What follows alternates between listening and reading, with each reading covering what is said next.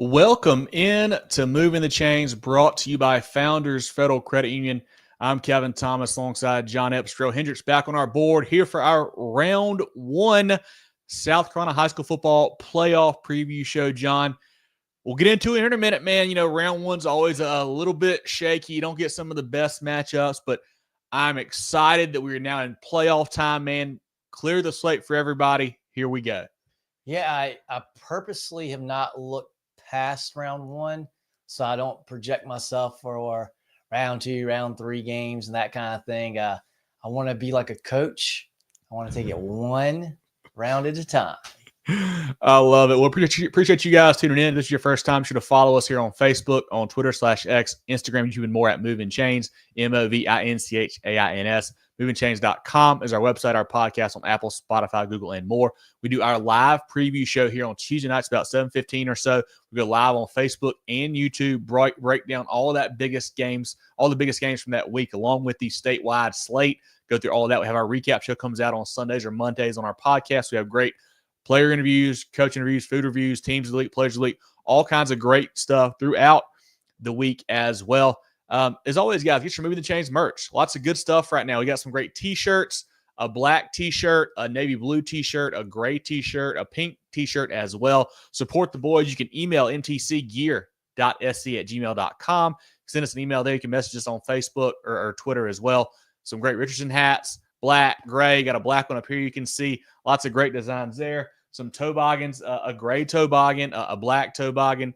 John's actually wearing one of the hoodies right now. This is kind of, John, what color do you call that hoodie? I've been told multiple things. I don't know. Is it stone maybe? Sure. We got that color. We also have this color here. Logo on the front and back. Hope you guys will support us. Love to have you repping our gear at the game. Just really good stuff. Like I wore my hoodie and my hat last Friday at the Dutch Fork Irmo game.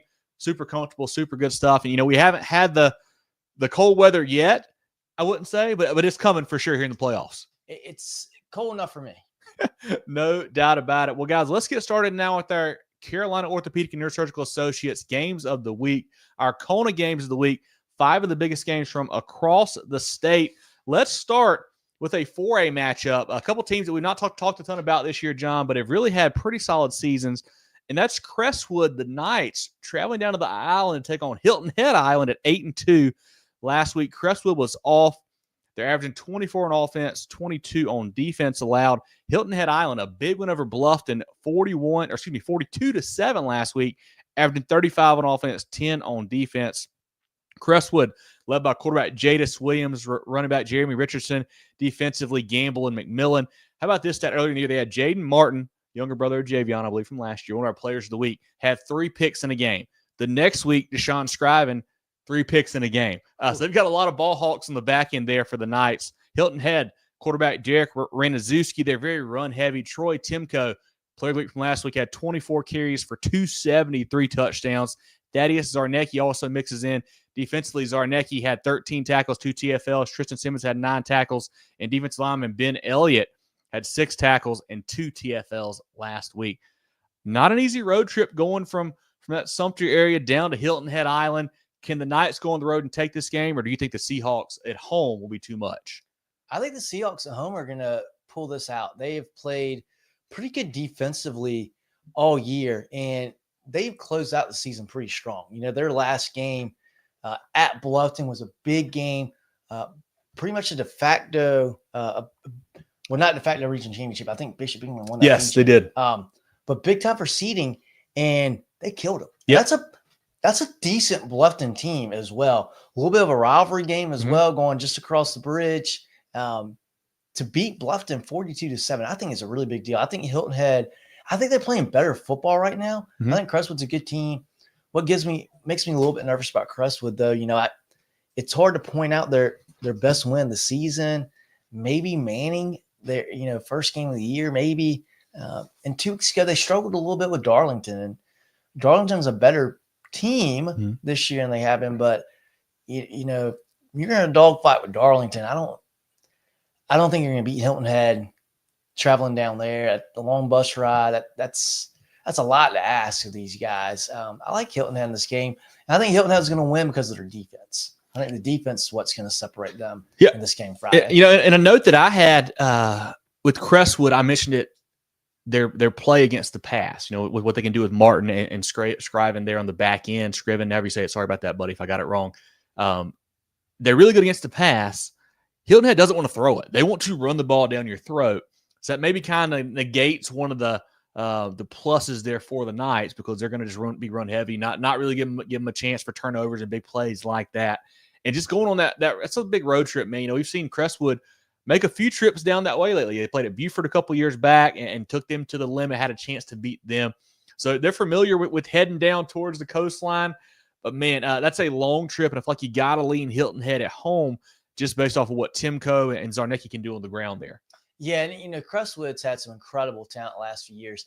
A little bit of a dip in talent this year. Still a good team. But this Hilton Head team, we should talk about them a little bit more. Yeah. And we may be talking about them for the next couple of weeks. I think they get the win here at home. I think we're going to find out, and I don't want to tease too much as we get into the playoff preview here when we get to 4A in a little bit. But that region, I think, with Hilton Head Island and Bluffton and Bishop England and May River, I think they're all either pretty good or they're all either bad, because they all seem to be very even, a lot of beating up each other and whatnot. Yeah. You know, it's just hard to say, are they actually really good football teams, or is it this none of them are actually good? I don't know, but should be a fun game there in the 4A ranks to start off between Crestwood and Hilton Head Island. Jerel, who do you like in this game? What's the chat saying? Like I said, two teams that we have not talked a ton about this year. Should be a pretty good matchup, though. Yeah, I like Hilton Head in this one as well. Give them the home advantage, you know, obviously, and then coming off that big-time win. It's hard, John, to point out, you know, the best win for this Crestwood team is because they played a pretty difficult schedule as well. I mean, going against Sumter, Hartsville, you know, South Florence and things like that, R&E when they were at full strength. So that was a close game as well. So Crestwood has played really good football throughout the season. Their record may not show it, but they're a fantastic football team. I just like Hilton Head. I like them playing at home. That's got to be a difficult road trip for anybody that's not in that central, you know, location. But a lot of comments in the chat, and you know, it's going to be a lot of fun to get this round one kicked off. For sure. We'll pop some of those comments up here. I'll read through those and we'll look at our second CONA game of the week. Allison, good to see you. Appreciate you joining us as always. Chris, what's going on, man? Good to have you in here. Big win for the Indians last week. Kevron says, good evening, Movin The Chains from Cope again. Appreciate you, Kevron. Right. Thanks for hopping in as always, buddy. Chris said, told y'all not to doubt the Indians. Jerel John had some haters' heart this past week. That's right. That's right. You guys. Not true. I got it wrong. Hey, Spartanburg blew it. They had a big lead. They blew it. They blew it. Dangerous playoffs, win or go home. Rankings don't matter. Exactly right. We're actually going to do our final poll for the regular season this week, and then we're done until the season's over. Strom Thurmond defense, Jerel says, Cam. That's the Rebels defense, Cam, we were looking for the last few weeks, man. They showed up for sure on Friday. Terrence and Vanessa said, what's up, go Hampton County. Those guys are a sleeper team in the playoffs as well, I feel like there. Zach says, here we go, boys. Put up or shut on. Big Red Machine ready to make a run. I agree, man. They have to be one of the favorites, that one seed there in upper 2A. Blue Steel says, Bulldog. Man, the Rebs, they didn't win the game technically, but, man, they play well enough to win it. It feels like they had a really nice performance on Saturday. On Friday. Chris says Hilton Head by 21. Yeah, they might. Tress says by 14 for Hilton Head. Ozzy says, HKT, let's go. Hey, the Trojans are rolling right now, man. Good. Kelly says, go Bishops. Bishop England, the region champs, man. Just an awesome story there, what they've done. Excited to see them get going in the playoffs as well. Danger says, let's go Louisville. They're a big-time 1C. Chris says, what's up? Good to see you, Chris. Hey, Chris. Congrats to your Panthers on the region title last week. Let's go to the next game, guys. Our second CONA game of the week.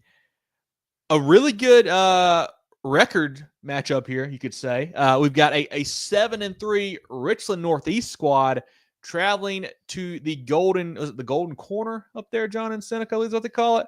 Anyway, they're going to Seneca to take on an 8-2 Bobcat squad. R&E was off last week, averaging 28 on offense, 27 on defense. Seneca, a 42-21 loss to Daniel in a game that they had a real chance in early in the first half, maybe in early, mid-second quarter. They were hanging around, kind of got away from it at that point. But this R&E team, for me, is one that's tough to figure out. They started off so well, got to, inside of our top 5 after a big Camden win and whatnot. They were rolling with Will Wilson, the NC State commit. He gets hurt. They drop a few games that I was surprised they lost even without him. He comes back, and they still don't play great football once he's back. So I don't really know what to make of this Cavs squad. Seneca, a team that I feel like they won a lot of games. I mean, 8 wins, you can't shake your head at that. But who did they beat similar to Crestwood? I don't know what their best win is. They lost to Greer, lost to Daniel. Maybe it's a Powdersville game back in, was it week 0? They beat Powdersville, I think it was. And that was by a point, I believe. Maybe that's their best win. I don't know. So 2 teams. I'm really sure to see how this game shakes out, because I think we'll learn a lot about both of them in this matchup.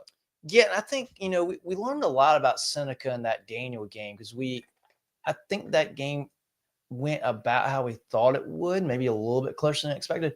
But that first half, very competitive. Seneca, did a good job. They scored 21 points, more than what just about anybody else does against Daniel. A relatively competitive game. And I think Seneca is getting to play at home's a big deal as well. That's another long trip. We have some long trips in the playoffs.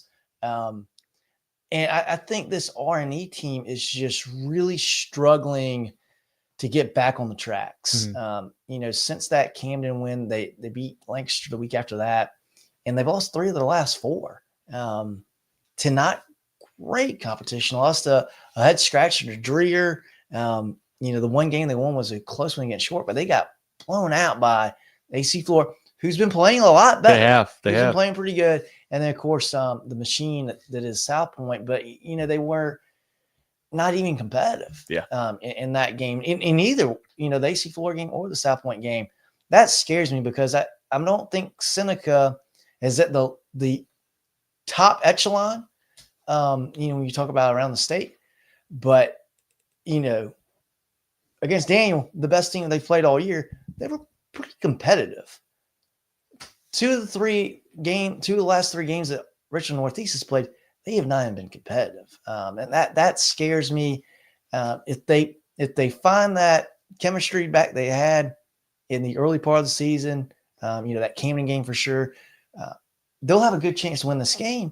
When we talk about Will Wilson, you go, man, Will Wilson's back and they're just not playing great. They're, offensively, they haven't been doing a whole lot. Defensively, they haven't been doing very well. Their defense was very good in that Camden game. That was a big reason they won. It wasn't like they were just scoring every possession on Camden. That defense was a big part of that win against Camden. That defense has not been there last few weeks. If they can play better defense, they've got a chance. But I think Seneca's in a great spot to win this ball game. Seneca led by quarterback Gavin Tallma, averaging 37 on offense, 17 on defense. Running backs Payson Jones and Amari Werner. Wide receiver, they got a freshman, Jeremiah Hunter, that's a good player for them, along with Colton Hawk. Defensively, DB Raphael Little is a playmaker on the back end for them. R&E, we mentioned Will Wilson, 10,000 career yards, NC State commit, a great player, dual threat, missed some time with injury, but he's back now. Running back Cam Buckley, receivers Blake Batet and Isaiah Small. Batet has had a huge season this year, had a huge year last year as well for Coach Wilson, Walt Wilson there at R&E. And this is a tough one, John, because for me, if I feel like R&E is good, like when they're playing their best football, it's probably better than Seneca's best football. I agree. But they're not playing that right now. And can they find that? Can they bottle it up and get going? Here's the playoffs roll. I don't know. But for me, I'll say it, when you have the best player on the field, which probably Wilson is, and at the quarterback spot especially, I'm going to take you to win this game. I'm going to take R&E to win this one, I think. They have the talent, and they should win this game. They're just not playing like it. I have to see it. I'll have to see it. But I do want to give a shout out to Coach Crane at Seneca. Man, this is a program that has had some decent years lately. But this is they're a really solid season for them. 8-2, nice run in 4A. Hats off to them. I think they have some good things on the way as well for the Bobcats. Jerel, thoughts from you? Thoughts from the chat? And can you tell me, is it the Golden Corner? Is that right? Am I making that up? The Golden Strip, Golden Corner. I think it's the Golden Corner. It sounds about right. I don't know. I've lived in Oconee County for like 3 years, and I can't tell you, so it is what it is. But maybe we can get somebody in the chat jump in and help us out, especially Nathan. He's familiar with that area. But besides the point, I like Seneca. I like Seneca to win this game. Hillcrest area, Golden Strip. Yep. Yeah, I like Seneca to win this game. It's another tough trip.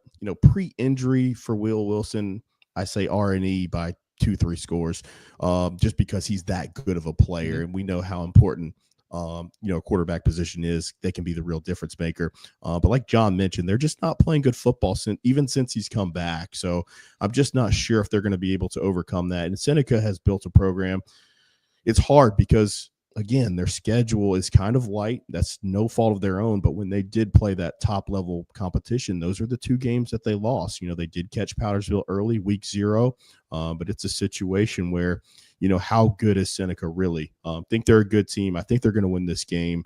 But I think R&E is kind of just limping through the finish. But it is a new season. That's the beauty of the playoffs. We could see a situation where they flip that switch and R&E could go on a run. But right now, I'm just not seeing that happening.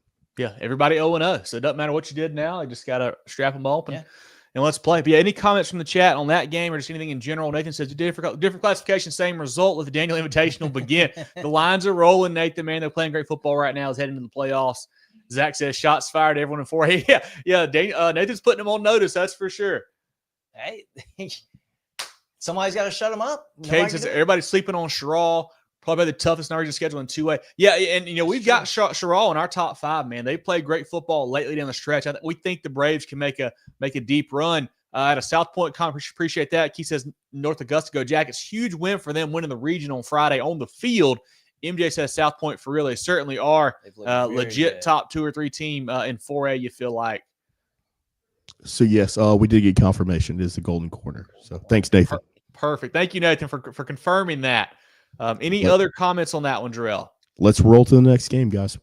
Our third CONA game of the week, a 5A matchup, a game that's usually a region matchup, actually got canceled this year due to the hurricane. So glad we got to play it now. And that's Boiling Springs traveling to Dorman. Both squads at 6-3. Coach Reel, Coach Morse have done a good job this season. Boiling Springs, a big win over Eastside, 41-0. Averaging 35 on offense, 13 on defense. Led by quarterback Lincoln Husky, went 12 for 16, 180, 2 touchdowns through the air, another touchdown rushing. Running backs Javen Chim and Ryshawn Morgan. Receiver Kyle Patterson has 14 touchdowns on the season, John. He's had a big season for them. Defensively, DB Jeremiah Favorite. Defensive line, led by Glenn Williams and Rogers, really get after it. Their DL, when we saw them play Gaffney, really impressed me. They were disruptive up front and got after it all night long. Dorman off last week, averaging 22 on offense, 18 on defense. Bryce O'Neal has really stepped up and kind of taken over that quarterback spot. That was been a big issue for the middle of the season. They couldn't score the football. They had nothing going on. They've kind of made the move to O'Neal now, and he's kind of gotten them going a little bit the last few weeks. Running back Nick Means, receiver Keenan Arcega Whiteside, JJ's younger brother. I think he's a Rice commit. He's out wide for them. Defensively, Kentavian Anderson. He's a legit power 4 prospect, getting a ton of camp invites and just game day visits right now. He is a kid that can play some football there for them. Deshaun Robinson as well at DB is a big-time player. I am super excited for this game. We talked about some long road trips. This was not a long road trip here, going from Bowling Springs to Dorman, man.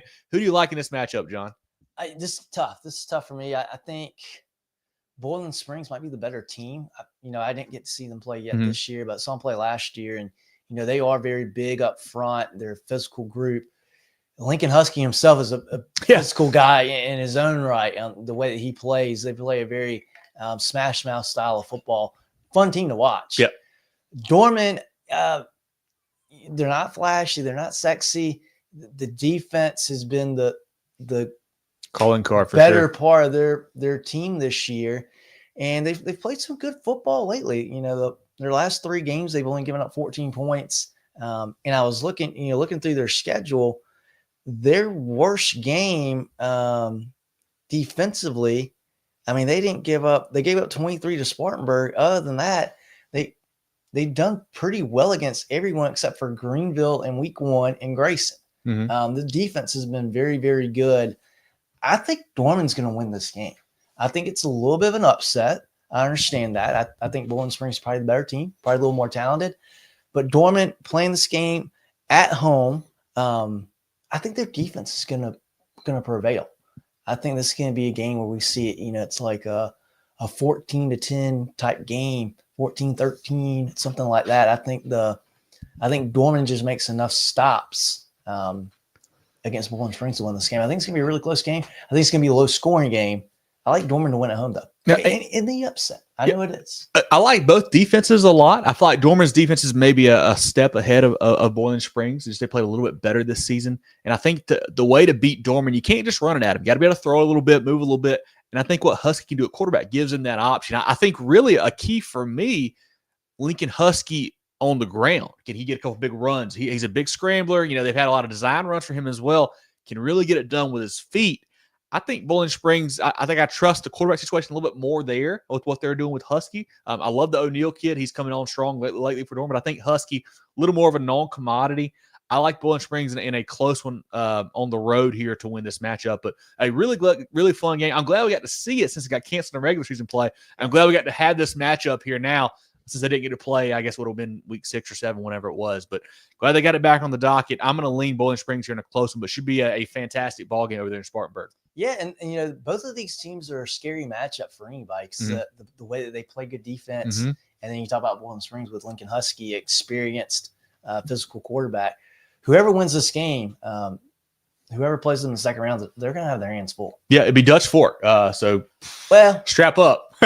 But Jerel, any comments from you or the chat on this 5A game? A really cool match. I just can't say how happy I am we get to see this game in the playoffs since we didn't get to see it earlier in the year. For sure. It's like it was meant to be, right? Like we were supposed to see this game be played. I agree with both of you guys. I think it's going to be a close game, low scoring as well. I just like, Lincoln Husky, we keep talking about him. I think he just makes a couple more plays, can extend something with his legs, and, they win it, 3-7 point game, something weird, come down to the end of the football game. Both defenses are fantastic. You guys have covered the analysis there. So I just like Bowling Springs to win this one because I'm going with Husky. Yeah, and one more comment I want to make. Head coach Jake Morris at Dorman has done a great job. This is his second year. Last year had a really down year for them. Started off pretty slow this year as well, John. And people were worried, like, hey, what's going on here with this program? That's not what they're used to at Dorman. They've really turned it around and had a good season, have finished strong for him. So hats off to him and that Cavalier program, the way they put together a good season here. Chris has Dorman in a close one. I like that, Chris. Nathan says likes the quarterback situation at Bowling Springs. Yeah, same here. I think that's why I'm kind of leaning that way as well. David says Fairfield's a 2A sleeper for sure. And they're a 1 seed. It's hard to make them a sleeper, but they are certainly a team that maybe a little bit overlooked. Jonathan says Buford coming to Kellytown. Another long road trip there for the Eagles. I think the Hartsville Fair Foxes are rolling right now. It's going to be a long road trip back, too. Kelly says the play is going to be competitive. A lot of teams. Kelly, I'll say too many teams. I'll say that. This first round especially is really tough, but we'll have some really good games. We'll get into the second and third round for sure. But I think, round 1, we say it every year, man, like, 3A, nobody misses the playoffs. Everybody makes the playoffs in 3A. Is that not too many? Look at 5A. There's one game in 5A that I'll talk about when we get to it. It shouldn't be a game. Yeah. One of those teams should not be in the playoffs. Yeah. Any other comments on that one, Jerel? Snap, Jake, former NGU beast. Yeah, Jake Morris, man, getting it done there. An alum of Dorman as well. Great to see those guys go back home and have success. Yeah, let's go to the next game, guys.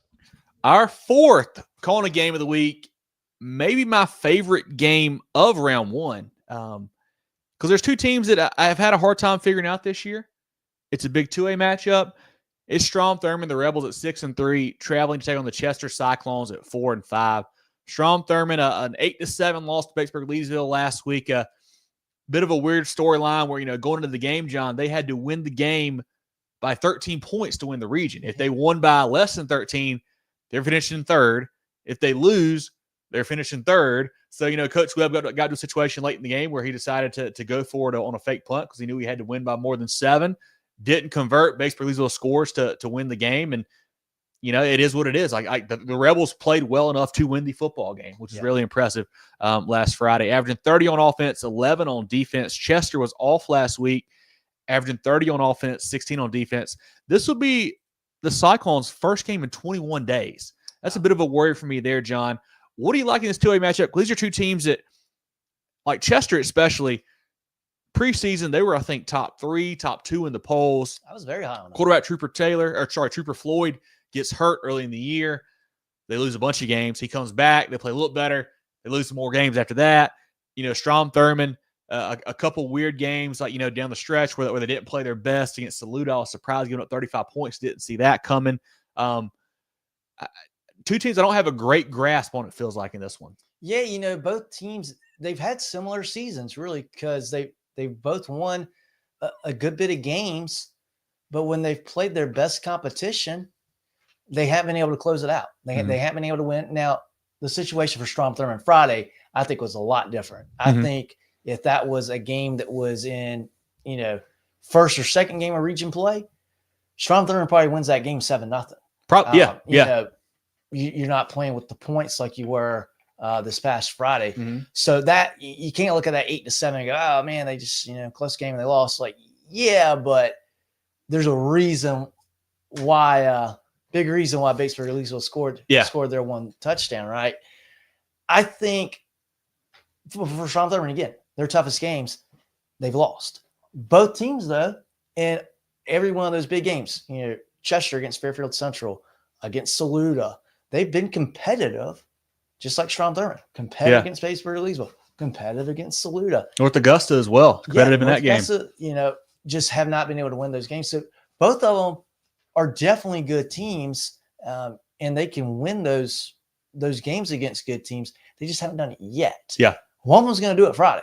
Yeah. And you could argue whoever wins this game Friday will be their best win of the season to this point. I think certainly if Chester beat Strom Thurmond, considering what Strom Thurmond did last week, I think this will be a really good game. Some good talent on the football field. And this game will be in Chester, which is an awesome environment, awesome stadium for a game.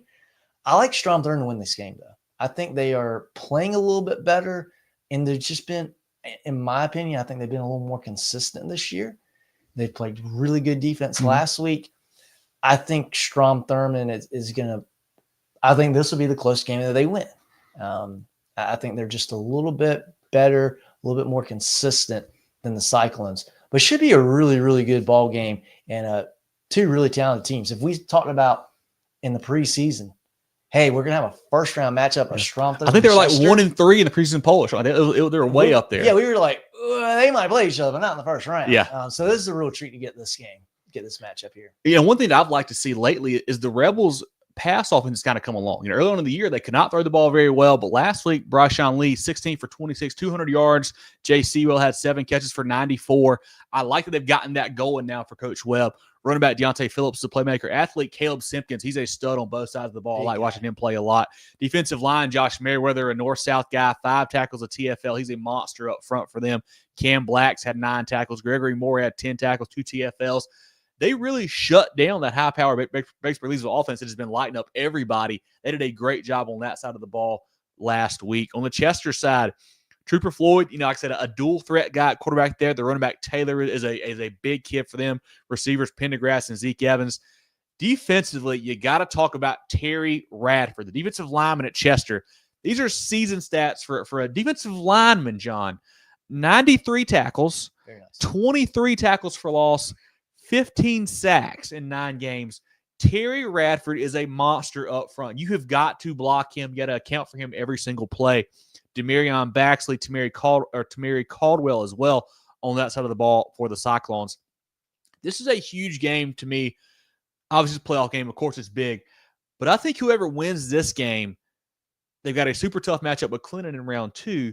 But if you get a win like this, where you beat a really good football team, that could propel you to making a deep run in the playoffs. I mean, you mentioned it, getting some confidence. You hadn't, beat a big team this season. These guys haven't. You win over somebody like this caliber, you could really be propelled to make a deep playoff run.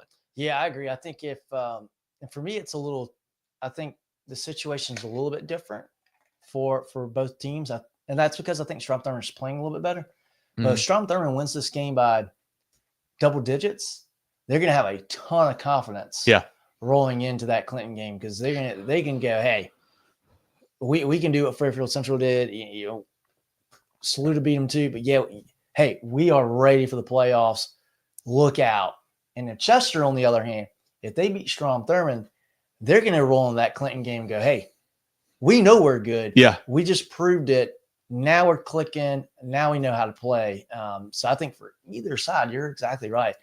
They're going to come in with a lot of confidence, and you're going to have to You're going to have to come on that Clinton game with a lot of confidence. That's going to be a tough matchup either way. I think we're looking at a really low scoring game here. I'm thinking maybe like 20-14, like 17-7. I don't know. I think when we're thinking low scoring here, I'm going to go Strom Thurmond as well, because I think the football gods are looking forward to a Coach Andrew Webb Strom Thurmond matchup going back to Clinton in round 2. Yeah. So I'm going to go Strom Thurmond here to win this one, because I think we're getting a Coach Webb back in Clinton reunion here, the second round of the playoffs. Jerel, what do you like in this one? What's the chat thinking? I'm sure we got a bunch of comments on this matchup.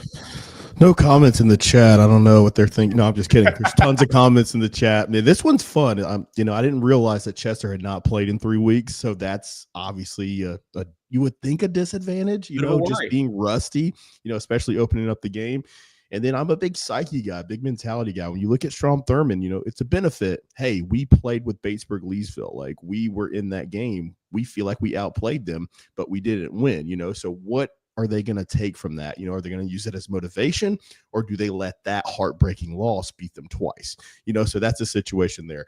I think they rally around Coach Webb, and I think they perform well. However, I'm going to go with Chester to win this game in a close one, just because I get to pick against you two guys. So that's my only rationale. It should be a fantastic football game. I'm excited to see it, and we'll get to these mountains of comments. I'll try to keep up with them. They keep popping in, so we'll do it that way. Looking forward to it. I wouldn't be surprised. Looking forward to it. And Tony says Rebels. I like that. Sorry, I can't even keep up with it. I think it's going to be heavy Strom Thurmond. Brandon says winner if we rewarded with Clinton. Yeah, I think that second round matchup, too, is going to be a heck of a ball game. Probably a game of the week for next week, too, as we look forward. That's a tough second round. Cam says they're going to continue to prove Jerel wrong. I love it. I don't know how he proved me wrong. I heard the Rebs have just a picture of Jerel just right in the locker room right now. He called an upset, so I don't know how I was wrong there. For motivation. I love it. Rebs about 2 TDs, says Trez. Be big. Little says shut BL down the entire game. They really did. I mean, that touchdown drive, I think, was like 15 yards, 12 yards. So they didn't have to go anywhere to get that touchdown. Offense. They can run and throw the ball. Rebs, they play defense like they did against us on Friday. Yeah, that's the defense too that I was expecting against Saluda, because we saw them play North Augusta. The Rebels defense looked great. Saluda scored 35. I was like, what is going on here? Do they not have the defense anymore? I don't know. But they showed up again last Friday. Mitchell, good to see you. I appreciate you joining us as always. Doing well tonight. I hope you are too. Tay says Rebels by 14. PCCW, I love that Bulldog. Strom Thurmond by 7, says Ruddy. Chester by 3, no disrespect, but Chester's a sleeper team, turn the season around. And that's the thing, too, where if they're healthy, they're a very good football team.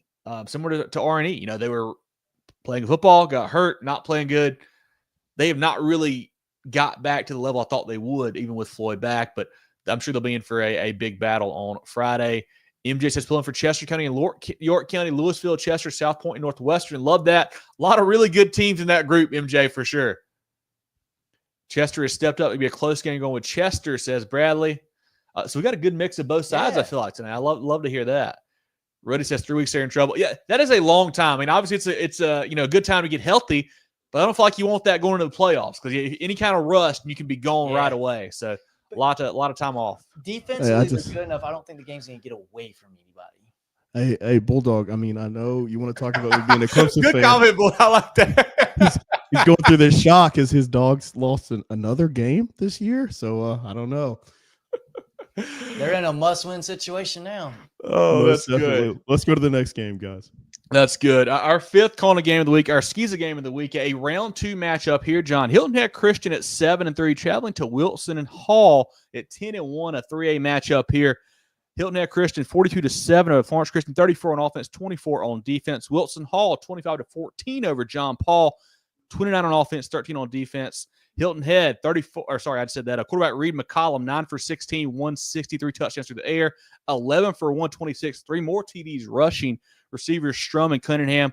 Defensively, Hamilton Butler went 12 tackles, 2 TFLs. Helmstetler had 11 tackles. For Wilson Hall, Coach Adam Jarecki. Quarterback Owen Myers is a running and throwing threat. Running back Cam Whisley. Defensively, Howell, 5 tackles, 4 TFLs. Peyton Gilly, 5 tackles, 2 TFLs. Wilson Hall played really good football this year. Had some injuries kind of mid-season that they kind of worry you a little bit. Are they back to full strength? They're ready? Not? I don't know. But Hilton Head Christian seems to be rolling right now, John. I know they're going on the road, but can they continue that hot streak? I think Wilson Hall wins the game. I think both teams, obviously, where they are right now here in the playoffs, obviously pretty good. I like Wilson Hall at home. I think they're a little bit better. Only blemish on their season is that loss to, I think it's Pinewood. Yes, Pinewood, yes, I believe so. One loss. Who's very good. Very, very good. I like Wilson Hall in this game. I'm agreeing with Wilson Hall as well. They have a tough offense, man. That running scheme there that Coach Jarecki runs is a key, I think, for really keeping the ball away from Hilton Head as well. McCollum can sling it and run it. They put up a lot of points. I think if the Barons can control the clock, I think that's big for them. I think they advance to the 3A state title game. Probably a rematch with Pinewood coming here in a couple weeks, but I like Wilson Hall as well. Jerel, how about you in this 3A matchup here between Hilton Head Christian and Wilson Hall?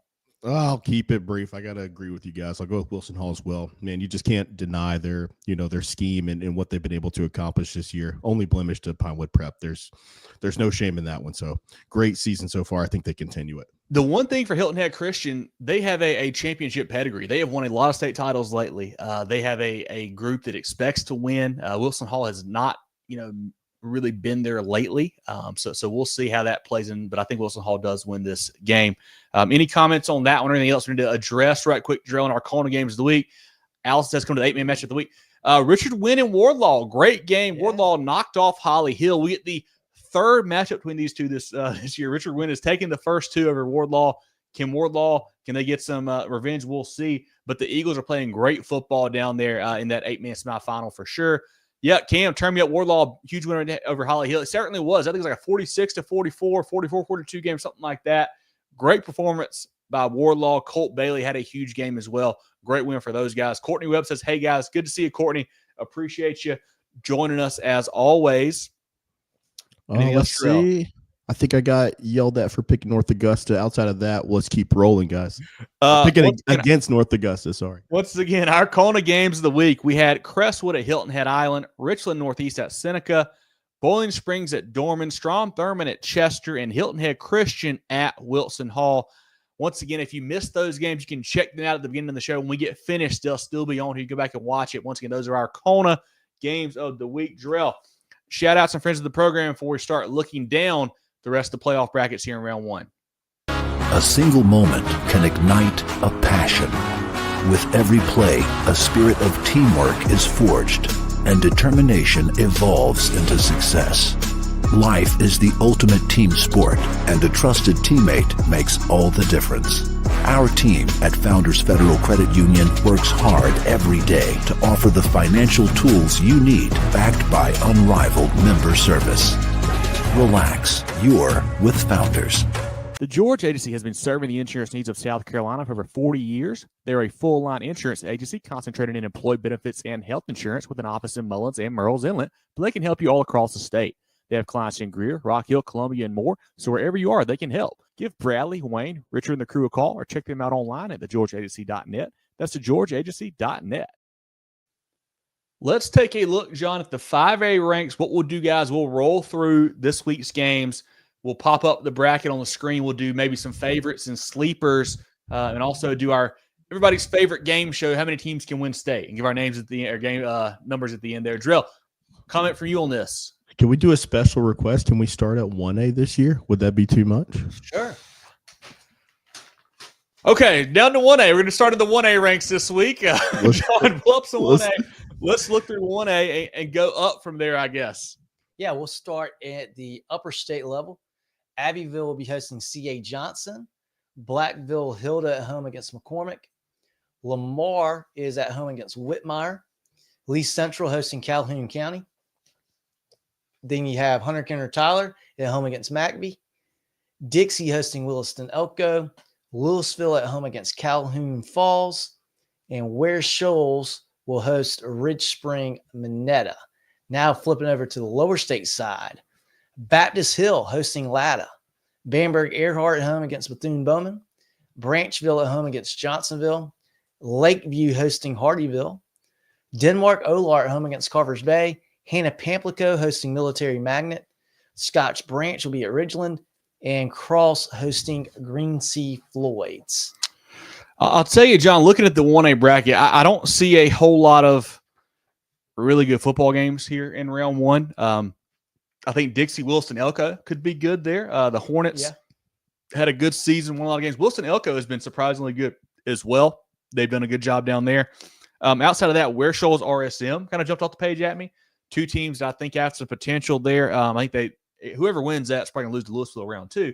But I think RSM probably the better football team there. In the lower state, Denmark Olar Carver's Bay is one I've got circled. I think Denmark Olar, they've got some athletes there. Carver's Bay, more of a big physical team, have not quite put it together this year. But I think Denmark Olar probably the favorite there, should probably win that one. And then Baptist Hill Latta, that's a good matchup too. You know, Latta is really run heavy, while Baptist Hill wants to spread it out there for Coach Brown and sling it all around the yard. I think Latta, if they can control the clock, they can win that matchup, but it should be a fun one. Just not a whole lot really in this 1A slate in the round 1 that gets me super excited. Yeah, and, you know, with 1A and, you know, the question earlier, hey, do we have too many teams in the playoffs? You look at this bracket and you got to go, we probably do. I think there's a handful of some pretty doggone good teams in 1A, and here in the first round, they're playing some teams that just are not at that level, not too close. Hopefully we see some close games, but I think here at the 1A level, we're going to see a lot of 42-7 type ball games this Friday. Yeah, I agree. I think all the big games, Abbeville, Lamar, Louisville, Cross, Lakeview, Bamberg Earhart. I think all the big guys, I think, win by a lot. I don't think it's really going to be competitive in those matchups. I think they continue playing in the next week. One game, another one I want to mention too, Branchville and Johnsonville. Johnsonville, two-time defending lower state champ, have not had the season they have, had the last couple of years. They've lost a ton of guys. Branchville, a really good record this year. Yeah. They got hammered by Cross. That wasn't a good look there for them. They lost to Hardyville as well down the stretch. I think Branchville's a pretty good football team, but always hard to count out a Coach Cribb Johnsonville bunch that we know has the pedigree to make a deep run. I like Branchville in that one, but Johnsonville's a team you can't sleep on. Yeah, and it's hard to pick Johnsonville going out in the first round. Yeah. As good as they've been the last few years, but this Branchville team's pretty good. They had a couple bad games, but for the most part this season, they have been very, very good. I think I had them in my top 5 once or twice this year. I think if Branchville wins this game, you just got to get over that logo on the other sideline. Yeah. You got to believe in yourself, have that confidence. But I think Branchville, they should take care of business here. Yeah. Jerel, any comments from you or from the chat on these round 1 games here in 1A? Cam likes RSM for West Shore. I think so too, man. I think that's one of the better games, but I do like RSM to win that one. Go HKT, says Ozzy. Yeah, I think they roll, man. McApee's not a bad football team. They've got some hard hitters as well. They got a really big kid. I think at the safety position is a good player for them. But HKT is just playing too good right now, man. They're playing awesome football. A couple of 60 balls, playoffs week 1. I agree, Adrian, man. It's gonna be a name your score for a couple of schools here in the 1A ranks this week. Abbeville, another buy, says JD. I mean, you said it, not me. Yeah, I think Abbeville rolls. C.H. Also in this is one of the better 5 seeds, but I don't see them giving Abbeville too big of a fight. Yeah, I agree with that. I just agree. I agree with you guys. I think the first round in 1A it's going to be a little difficult for some of these teams, but we should start heating up. I'm looking forward to the later rounds, especially in the upper state bracket. It should be a lot of fun to keep up with. Well, let's get into that. Who are some, maybe a favorite or two of you guys, maybe your favorite sleeper as well, and then we'll do our numbers here at the end. I mean, obviously, everybody talks about Abbeville. I mean, they're a favorite in 1A. I think outside of that, I like Louisville a lot. What HKT has done can't be, overlooked. They've had a really good season in the upper state. Lamar as well is always a tough program. Team like Blackfield Hilda has the talent to get hot at the right time. Lower state, I think it's not as deep. It seems like to me, Bamberg Earhart, really good program there. Cross, I think it's good as well. But who are a couple guys that you guys look at? I just named off half the teams in the damn bracket, I feel like there. Give me your favorites. I'll give you mine. Then we'll talk through some sleepers as well. Yeah, I like Hunter, Karen, Tyler. I think they're playing really good football. Mm-hmm. I'm not saying that they're going to win the state championship, but I think you look at that lower half of the upper state bracket, you could see them playing Louisville later in the year. Who already beat them was the problem, though. Yes, but that's a big improvement for this team, for this program. And if they could get to that game, which would be a upper state semifinal game, that's a big deal. And I got nothing against Louisville, but they've lost some big games in the playoffs before. They are, if anything, they are a little susceptible come playoff time. But I think Hunter Carantala is one. If people don't have them on their radar, they'll be on the radar this playoff run. Yeah, and one for me, it's hard to consider them a sleeper, I guess. Being Lamar, they're a 2 seed. I think they've got a really nice run up to that third round where they play probably Abbeville there. I think they've got a good chance to win a couple games in the playoffs. And a team that I want to circle here, there's really 2 that I kind of want to circle here, and that they will match up possibly in the second round here. And that's HP or Denmark Olar. I like these 2 teams on offense a lot down there in that lower half. I think one of those teams can certainly make a run. Cross we think is pretty good, but I could see an HP team or a Denmark Olar team getting hot. Denmark Olar played Bamberg pretty tough a couple weeks ago. Yeah. I think either one of those guys are a team to look out for. Could make some noise what they can do offensively. Could make a little run there in the lower state. Yeah, I don't think there's really any sleepers this year. I don't think so. I think Denmark Olar's good, but I don't think that, when I look at sleepers, I think people who can make like deep runs, and I just don't see that right now. And then we'll just get down to the next question that the people want to know. Yeah, so John, Jerel, and I did a little exercise this week. We talked about it. We actually put a post up today for it, and we did this last year. It was a lot of fun. Is basically how many teams right now do we think can win the state title in this class? Now, don't say the teams. Don't say, just give me your numbers. Who wants to go first with their number here in 1A? I'll go first. I'm going with, and I went a little high because I think it might be 1, but I'm going to say 3. Jerel, what do you have? I'm going to go 1. I'll explain. I think there's 1. And the reason why I say there's 1 is because I think this state champion comes out of the upper state, and I think it's more top heavy this year that way. So I'm going to go 1 because I think it's going to be like a cannibal type effect where some really good football teams are going to get taken out earlier than they should because it's top heavy in 1A upper state. Well, I've got both of you guys beat. I got 4. I think there's 4 teams. And it's actually, I'll tell you, it's a 2-2 split, 2 upper, 2 lower. Because I think really, like you guys said, the upper state, I feel like has probably the, I guess, bigger, more name-worthy teams. I mean, you think about a Lamar, Louisville, and Abbeville, HKT. Even looking at somebody like Blackfield, Hilda that we had in our top 5 for a long time with the great athletes there, like with Williams and Holman and Anderson. I think the upper state is going to be really tough to come out of. And I think lower state, there's a bit of an easier path for a team like a Bamberg Earhart or somebody like that to make a good run. So I've got 4 is what I've got. Any comments from the chat on this, Jerel, on their numbers? We're just thinking in general. Heather says 2. She agrees with Jerel there. Nathan says it's 1. Hard not to go 1. Corn says 2 as well. Daniel says Louisville lost a traditional 1A school in 3 years. Great point there. Last year they lost to St. Joe's in the playoffs. I think Oceanside, a charter school back in week 1 or 0. And then they had lost to Christchurch year before that. Ozzy says HKT will go. They've got a tough matchup in a couple rounds when you get to Louisville again for sure. Cam says 3. That's the numbers we have for this so far. Perfect. My 3 is generous. Generous 3. Okay. And, it's funny. I watched back our preview show from round 1 last year. We did this, and there were a couple classes where we were like, oh, it's only 2. Neither one of those teams won state. So we're not the best at this. We try hard, man. But let's take a look, John, at the 2A playoff bracket now. Yeah, so in 2A, we'll start in the lower state here. Barnwell hosting Academic Magnet. Timberland at home against Lake City.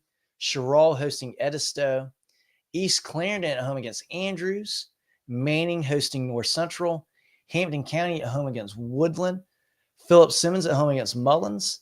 And Whale Branch hosting Kingstree. And then the upper state, you got Saluda at home against Mid Carolina. Central Pageland hosting Landrum. Chesney at home against 96. Fairfield Central at home against Chesterfield.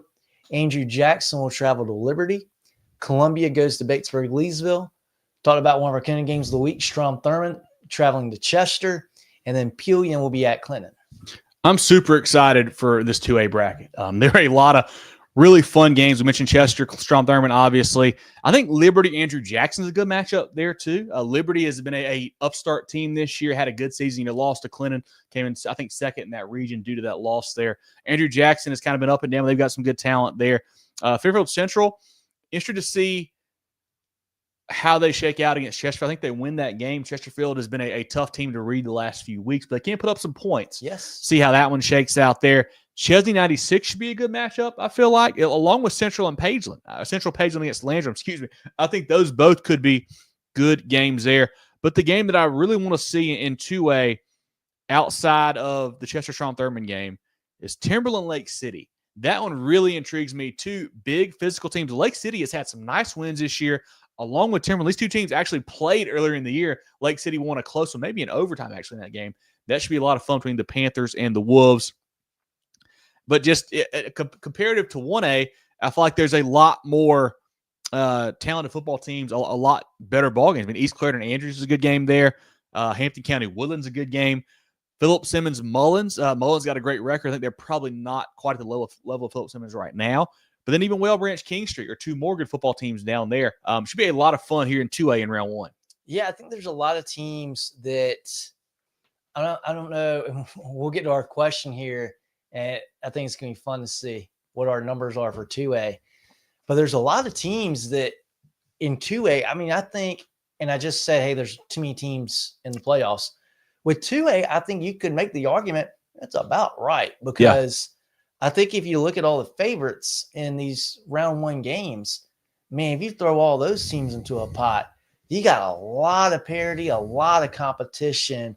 And I think you could just draw names out of a hat and have a lot of very competitive games in 2A. And there's a lot of teams that, I don't know if we know how good they are. We talk about Fairfield Central. We talk about Chester. How good really are they? Timberland, Lake City, Jerel. This is going to be a really, really fun bracket to see play out. If you're looking for upsets, I think you look obviously at Lake City Timberland. There's a chance there in that one. I think Andrews as well. If they're healthy against East Clarendon, there's a chance for that one. And then the other one I saw a minute ago, I wanted to mention, I don't even know where it was now. But yeah, a lot of football games here in round 1. I think there should be a lot of competitive games here in this 2A class in round 1. Jerel, comments from you or the chat on the 2A first round slate that is much better than the 1A slate. Jerel, no comments from Jerel, I don't think. Anything else, John, you want to mention on round 1? MJ says Straw's lower state. Yeah, so that is that was a hybrid region. I think the 1 seed and maybe the 3 seed went to lower, 2 and 4 went to upper or something like that. So they did go to the lower state due to winning their region. He likes Fairfield Central there in 2A. Cam says close for Clinton in round 1. Pillion, I feel like is probably not quite to that level. We'll see. I think Clinton's a really good football team. We'll see how that one shakes out. Primo says Saluta's going to Columbia. Hey, they've got some talent, especially on the defensive side of the football. It feels like they could get hot and make a run. I like where their bracket sets up for those guys as well. Who are some favorites? Baseball Leesville all the way says Keon. They have to be right there. I think they're number 1 in our poll right now. So we certainly think highly of the Panthers. Who were some favorites, maybe sleepers that you like, John, or you, Jerel, if you're able to pop in as well? I think I'm not going to say necessarily a sleeper, but I think a round 1 game that's going to raise some eyebrows and be closer than people think. I think that Chesterfield Fairfield Central game is going to be a ball game.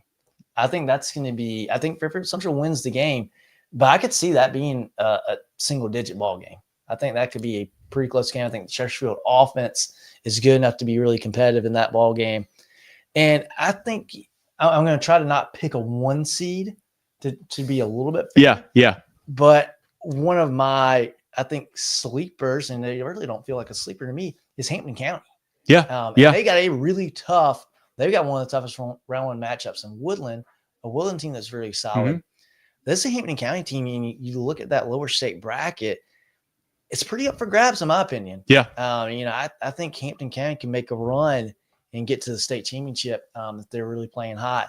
You look at Barnwell, the upper level, Straw playing, good football. That Hampton County team, they're one of my favorites to make it to Orangeburg. Yeah. I think they are a very, very good team, better than what their record shows. Another there's two things. First, I want to mention this one game, and then we'll go to a separate team. But this one game I want to mention here, Whale Branch and Kingstree. Those two teams I think are always sneaky, it feels like, in the playoffs. Whale Branch has played good football. Lost a 7-point game to Barnwell a couple weeks back. They were a really good football team there. And then Kingstree with Coach Smith, they've done a good job turning around. They got some athletes there. They could make a run because how good is Philip Simmons? We don't know. We'll find out in round 2. But those two teams could get a little bit hot. And then how about this team that I think they're 8-1 on the year? And we have said maybe 10 words about them, it feels like. And that's Manning. The Monarchs coming down from 3A to 2A, just continue to roll for Coach Kennedy there. That region is not the toughest they're in, so it's been hard to get a good read on them, it feels like. But they're always a program that competes at 3A level. I think they're poised for a good run. I know they're a 1 seed, not really a sleeper, but just a team that it feels like they're super overlooked right now. Yeah, I mean, and you look at the 1 seeds, they're one that A1 seed that probably a lot of people aren't expecting to make a big run. Considering their other counterparts. I tell you what, I think Philip Simmons beats Mullins too. Yeah, I think that's got the ingredients to be a very competitive ball game too. Mullins had a great season. Beginning of the year was much better than how they've closed it, but they played some really good football this year. Yeah, Jerel, any comments from you on the 2A bracket before we get into our teams that can win state? I guess. Yeah, I think this is one of the most, this has the most intriguing, first round matchups, top to bottom in 2A. I think there's a lot of, there could be some upsets here. I do like Philip Simmons as a sleeper as well in Hampton County, as John mentioned. So I like those coming out of the lower state. I think those are going to be some teams that we need to keep an eye on. Okay. So how many teams do you guys think can win state in 2A? Who wants to go first this time? I'll go. I'll say this. I'm trying to decide how to frame this because my list is all over the place. I've got 9. Okay. Oh, geez. 9. Way more than that. Well, I've got 9 and then 2 more question marks. So maybe 11. 11? Maybe 11. I like to narrow my list a little bit more. I'm going to go with 5. I think that's a good number to actually win state. I think 5 teams here. I've got 7, and I feel I was very generous in my 3 and 1A. I honestly feel like 7 is a good number. I look at these teams, and Batesburg Leaguesville has been number 1 in 2A all year. They got outplayed by Strom Thurmond last week. If you think Batesburg Leaguesville can win the state championship, you got to say Strom Thurmond has got a chance to win the state championship. You got to say Saluta's got a chance. Yeah. There's I think 9 is not crazy to me. Yeah, I mean, and I'll tell you what, out of that, if you add 9 and 2, get the question marks in there, out of those 11, 4 of those play each other in round 1. So I'm going to lose 2 of those right away. But there are 2 pods, like I talked about them, and I'll say it. I mean, one of them's our game of the week. I think both those teams can win state. And there's another pod that I think both teams could win too if the things break the right way and they get hot. So I'll lose a couple of mine right off the bat. But I think if things go the right way, they can make a deep run to Orangeburg and be right there in 2A. I'm trying to figure out who your second asterisk team is that's playing on the road in round 1, and we may have to not talk about betting. But I'll tell you guys who. Okay, maybe a lunch bet. So obviously we mentioned the game of the week. I think both those guys could do it. The other one, Timberland Lake City. I think both those teams, if things break the right way, can make a deep run. If one of those teams, I mean, whoever wins that game, I think they will give Barnwell everything they want in round 2. Either one of those teams. I think they've got a good shot to make a deep run.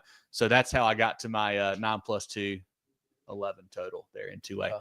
Any comments, Jerel, from the chat on that one? Anything else going on before we keep rolling here? We may have lost our Facebook stream, so I'm going to try. I'm sitting a comment out right now, so I think we're having an issue. Technical lost issue the with Facebook stream. Right so gonna miss me and John talking about it. We're in the good stuff right now too. Yeah, just keep vamping. 2A and 3A is the best groups. Yeah, I wonder if it went out on my side. I don't think, because obviously I can talk to you guys, so it's not like we're really. Oh, wait, what's this mean? We're still live on Twitter and YouTube right now, so just having some issues with Facebook.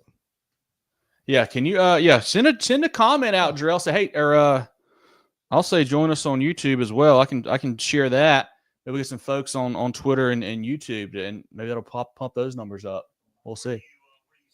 It'll have to be now. It'll have to be. That's not our fault. We're not doing anything wrong here. But yeah, I don't know what's going on. I'm not really sure what is happening with that. I appreciate you guys hanging in there with us.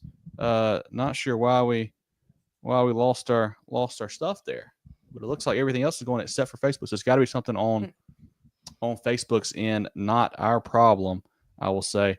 Appreciate you guys on YouTube as always. Y'all are awesome. Yeah, everybody come over to YouTube. Let me make a post on a post to share that right quick. I don't know how to share it. Let me see. How do you share on YouTube? Who knows how to share the link from YouTube in the Facebook chat? Somebody do that.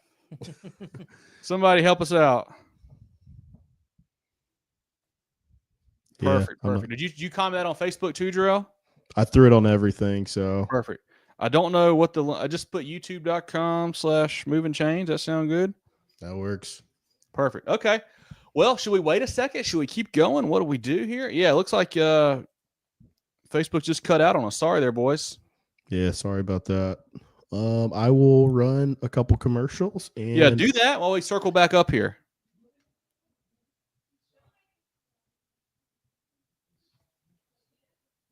Set your kids up with a lifetime of financial success with Smart Start from Founders Federal Credit Union. Just like learning the rules of football, understanding money management is crucial. Our Smart Start products and educational resources help teach kids the basics of saving, budgeting, and smart spending. Give your young MVPs the skills they need to move the chains on their financial futures. Learn more at foundersfcu.com/smartstart. Federally insured by NCUA. Membership qualification required. Terms and conditions apply. At HTC, we're here to keep you connected. Here to provide reliable fiber optic internet with free, fast, and secure HTC Smart Wi-Fi. HTC, here to connect. Preferred Home Services. How can we make you smile today? Preferred Home Services. For electrical or plumbing, cooling too. Go, go, go, Preferred. Okay, well, let's just roll here. Whoever's on YouTube, we appreciate you. Whoever's on Twitter, we appreciate you.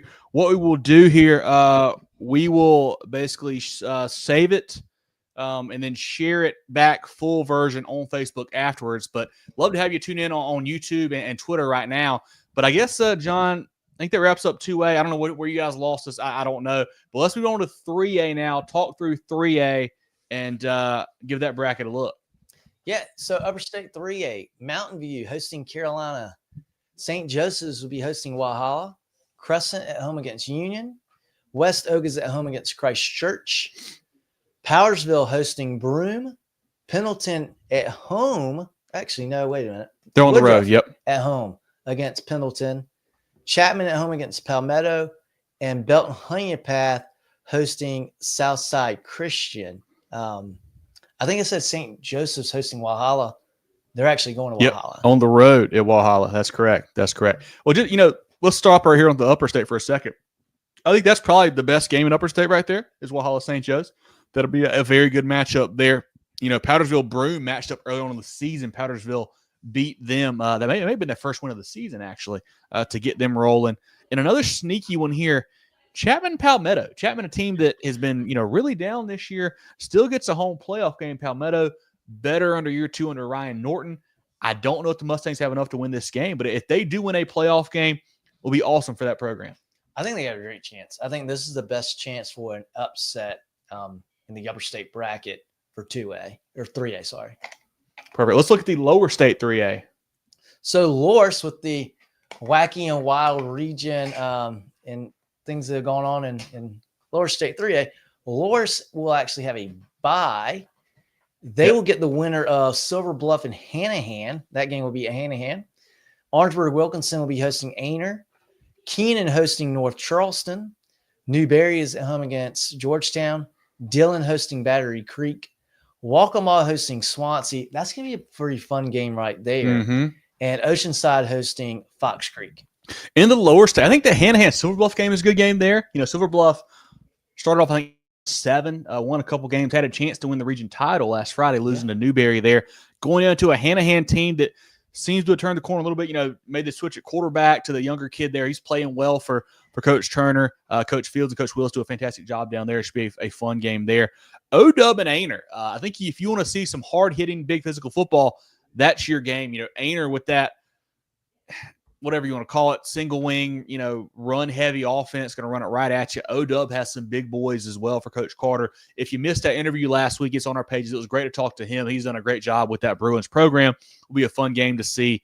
And then Walkmall Swansea, like you said, John, that's another sneaky good football team. Walkmall, I think, is better than people think. They would have been a 4 seed if Marlboro County had not gotten, had to forfeit all their games. Swansea, a team that started off really hot, maybe 6-1, 7-1, something like that, kind of faltered down the stretch there. I think Walkmall can go I guess they're at home. Sorry. I think Walkmall can win this game over Swansea. I think Swansea wins. I think they can. I think this will be a solid game. Walkmall has been certainly tested playing in the region they've played in. I think Swansea's a pretty good team. I think they're a little bit of a sleeper. I don't know if they get past round 2. Yeah, but they are a good team, and I think they win this week, and I think they can give a big time competition in round 2 as well. Yeah, Jerel, any comments from you or the chat on this round 1 through 3A slate here? I'm interested to see if we have any comments, because I don't know what's going on with the stream, but hopefully we had some folks in here. We got a comment from Chris. When was the last time OW made the playoffs? I'm not sure, because the way it goes now, Chris, almost everybody makes it, as you know. So they may have snuck in the last couple of years. I can't really remember for sure. Actually, I've got last year's slate. They were 3A last year still, correct? Let's see if they made last year's playoffs. I know they had been a bigger school. I don't know if they were 5A at one point in time or not. I know they were 4A for a while. Let's see. They made last year's playoffs. Got beat by Crestwood 42-0 in the first round in the 3A ranks last season. Star says, Heather, appreciate you coming over to Twitter. We appreciate that. Derek says, what's good, fellas? Let's go Powdersville. The Patriots are poised for a nice little run, I feel like, John, a team that has completely turned it around from a slow start, playing good football right now. LJ says, Union, baby. Love that. Sting on site. Love that for Coach Iceman's bunch there. Any other comments, Jerel, from you or from the chat on these round 1 matchups? Just for me, man, I am really, really excited about 3A playoffs. I think it's going to be very, very competitive. We talked about it. You used a great analogy talking about you don't know how top heavy or anything like that. You think it's just very broad, and I agree with that. I think there's a lot of teams that have a shot to make a deep run. I think that number's smaller, who I legitimately think is going to be able to win the state title. But it should be very competitive and a lot of fun to keep track with. Another sneaky game I want to mention here, because this team was so hot early in the year, ranked very, very high, kind of fell off a little bit, had some injuries and whatnot, and that's Pendleton traveling to Woodruff. Pendleton, I think, got up to as high as like number 3 in maybe the media poll earlier on in the year. We didn't have them that high, but some other folks did. With that offense, they can light it up a little bit. I know they've been a little bit banged up. Like I said, Woodruff just seems to be a machine right now. But that could be a game where if you're Woodruff, you can't sleep on those boys. So just put it that way. Yeah, and Pendleton's they've got the opportunity to light up the scoreboard a little bit too. That could be a bit of a shootout. Yep. All right, well, guys. Well, who do you like? Who are some favorites? Maybe some sleepers here in 3A. I'll go first. Obviously, we know the favorites. MVP and BHP and Woodruff, and then you look at the lower state. You got a Loris and Oceanside Collegiate type squad there. A team that I think can make a little run. And when I say sleeper, maybe a little bit different here, guys. I think sleeper can win like 2 games in the playoffs. They don't have to win the whole thing, but just make a little run. I think Christchurch. I think they're in a good spot there. They get a really good matchup in round 1 with West Oak. Second round, you get either a Crescent or a Union team. I think they've got a good chance there in that game as well. I think they can make a little run. And then in the lower state, I mean, you don't really consider Dillon a sleeper, I wouldn't think, but they've got a chance to make a decent run, I think, as well. But another team I'm looking at is Keenan.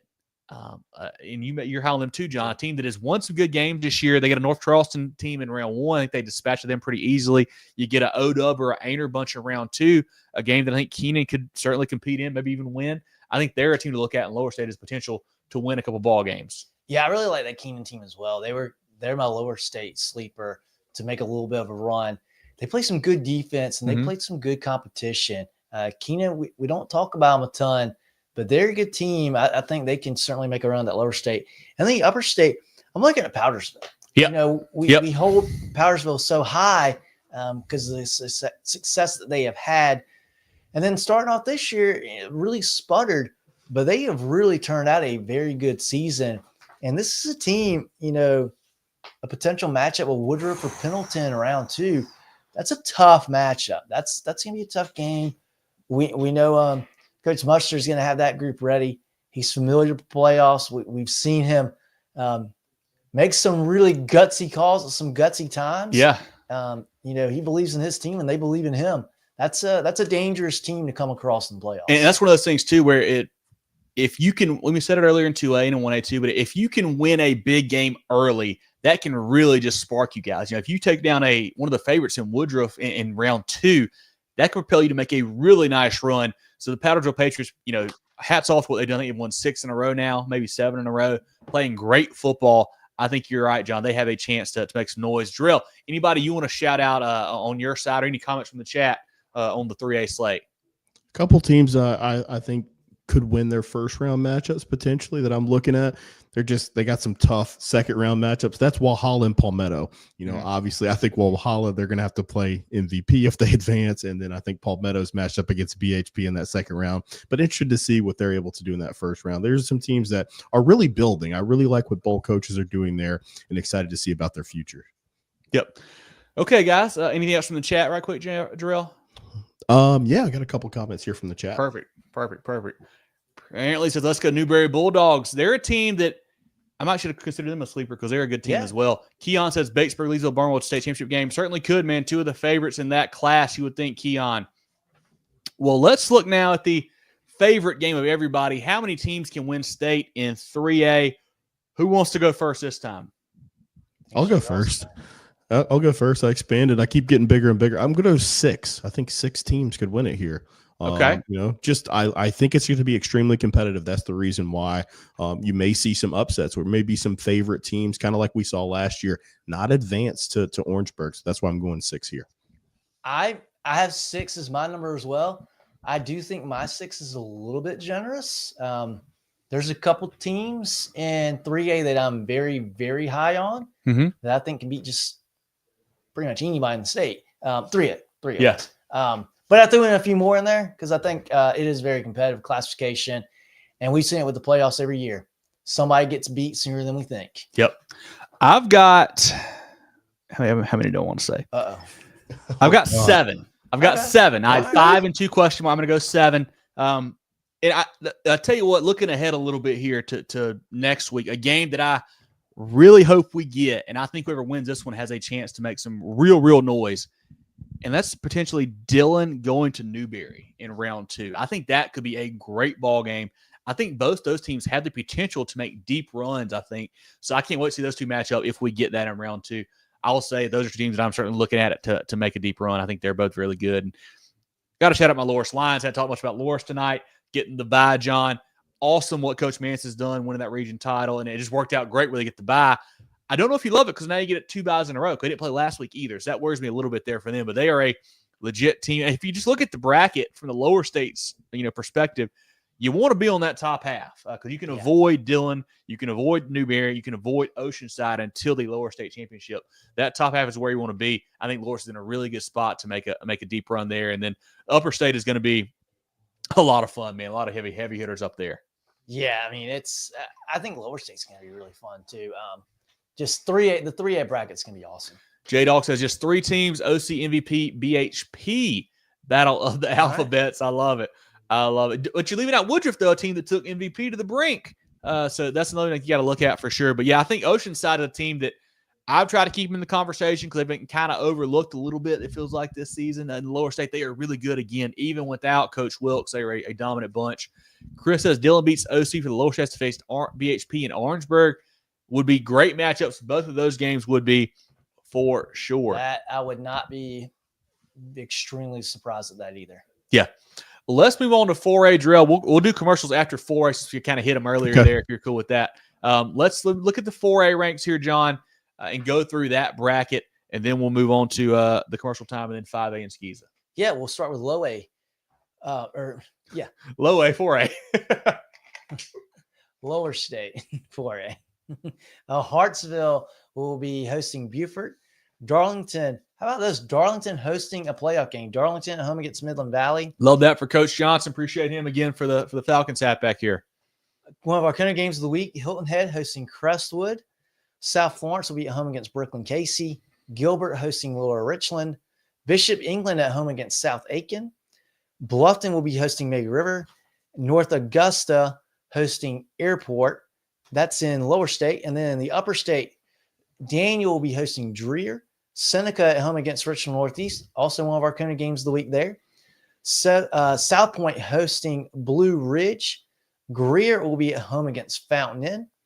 Wren at home against Lancaster. Camden hosting Pickens. AC Flora at home against Emerald. And West Side will be hosting the Lakewood Gators. Starting in Lower State, a couple games that I'm looking at. I think Bluffton May River is a big one. They actually played 2 weeks ago. Bluffton defeated May River there, so get a little bit of rematch game with May River on the road at Bluffton. That should be a fun one there. I think Bishop England South Aiken is a sneaky good football team too. I think those are good games. Bishop England's been really impressive this year. The defense has really looked good. Quarterback Quinn Mahoney as well. South Aiken with Juju Edwards, man, he is a good enough player to put you on his back and win a couple games. Yes. That'll be a fun game down there, I feel like. In the Lower State, Darlington, Midland Valley as well is sneaky good for me. The Mustangs playing better as of late. Darlington, a good football team, getting a lot better under Coach Johnson. I think all three of those games are ones that I'm looking at in that lower bracket. Yeah, and it's those are good games and those are great. I see the rest of the bracket though, and boy, there's some really the powerhouses in Lower State 4A are going to be really tough.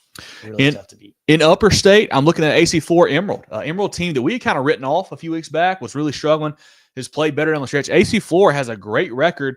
Similar to some other teams talked about earlier, like who have they beaten? We don't really know. How good are they? Hard to tell. I think Greer and Fountain Inn could be a really good matchup there. Fountain Inn, still a younger program coming along, back in the playoffs. I think it's their first time in the playoffs in history. I think they missed it by like a game last year. First time in the playoffs, going over to the Water Tower against Greer. Greer has been pretty solid this season, I feel like. I think Fountain Inn's got a real chance to win that game. Yeah, I think so too. Fountain Inn's played some good football in what I consider is their first full year, first year with 12th graders. Yep. Been a great program. Greer's been a good story too because, they lost their best player in Ladanian Martin, but they are playing some good football. They've had some good upsets. Beat Burns earlier this year. So I feel like Greer, what's dangerous for everybody else, I feel like Greer's kind of playing with some house money right now. Yeah. Any games they win from here on out, I think is gravy on top. So Greer, they're going to be a fun team to watch as well. But again, I love 4A, but boy, I think the good teams in 4A are a lot better than our decent teams. Yeah. Any sleepers and favorites from you guys? Any comments from you, Jerel, on round one, or the chat on round one as well? Sorry. I was going to say, go ahead, John. I was doing some stuff on the back end, so go ahead, John. I would say my two sleepers are AC Floor. I think we say, hey, we don't know how good they are, but they put up some points. They've blown out some people.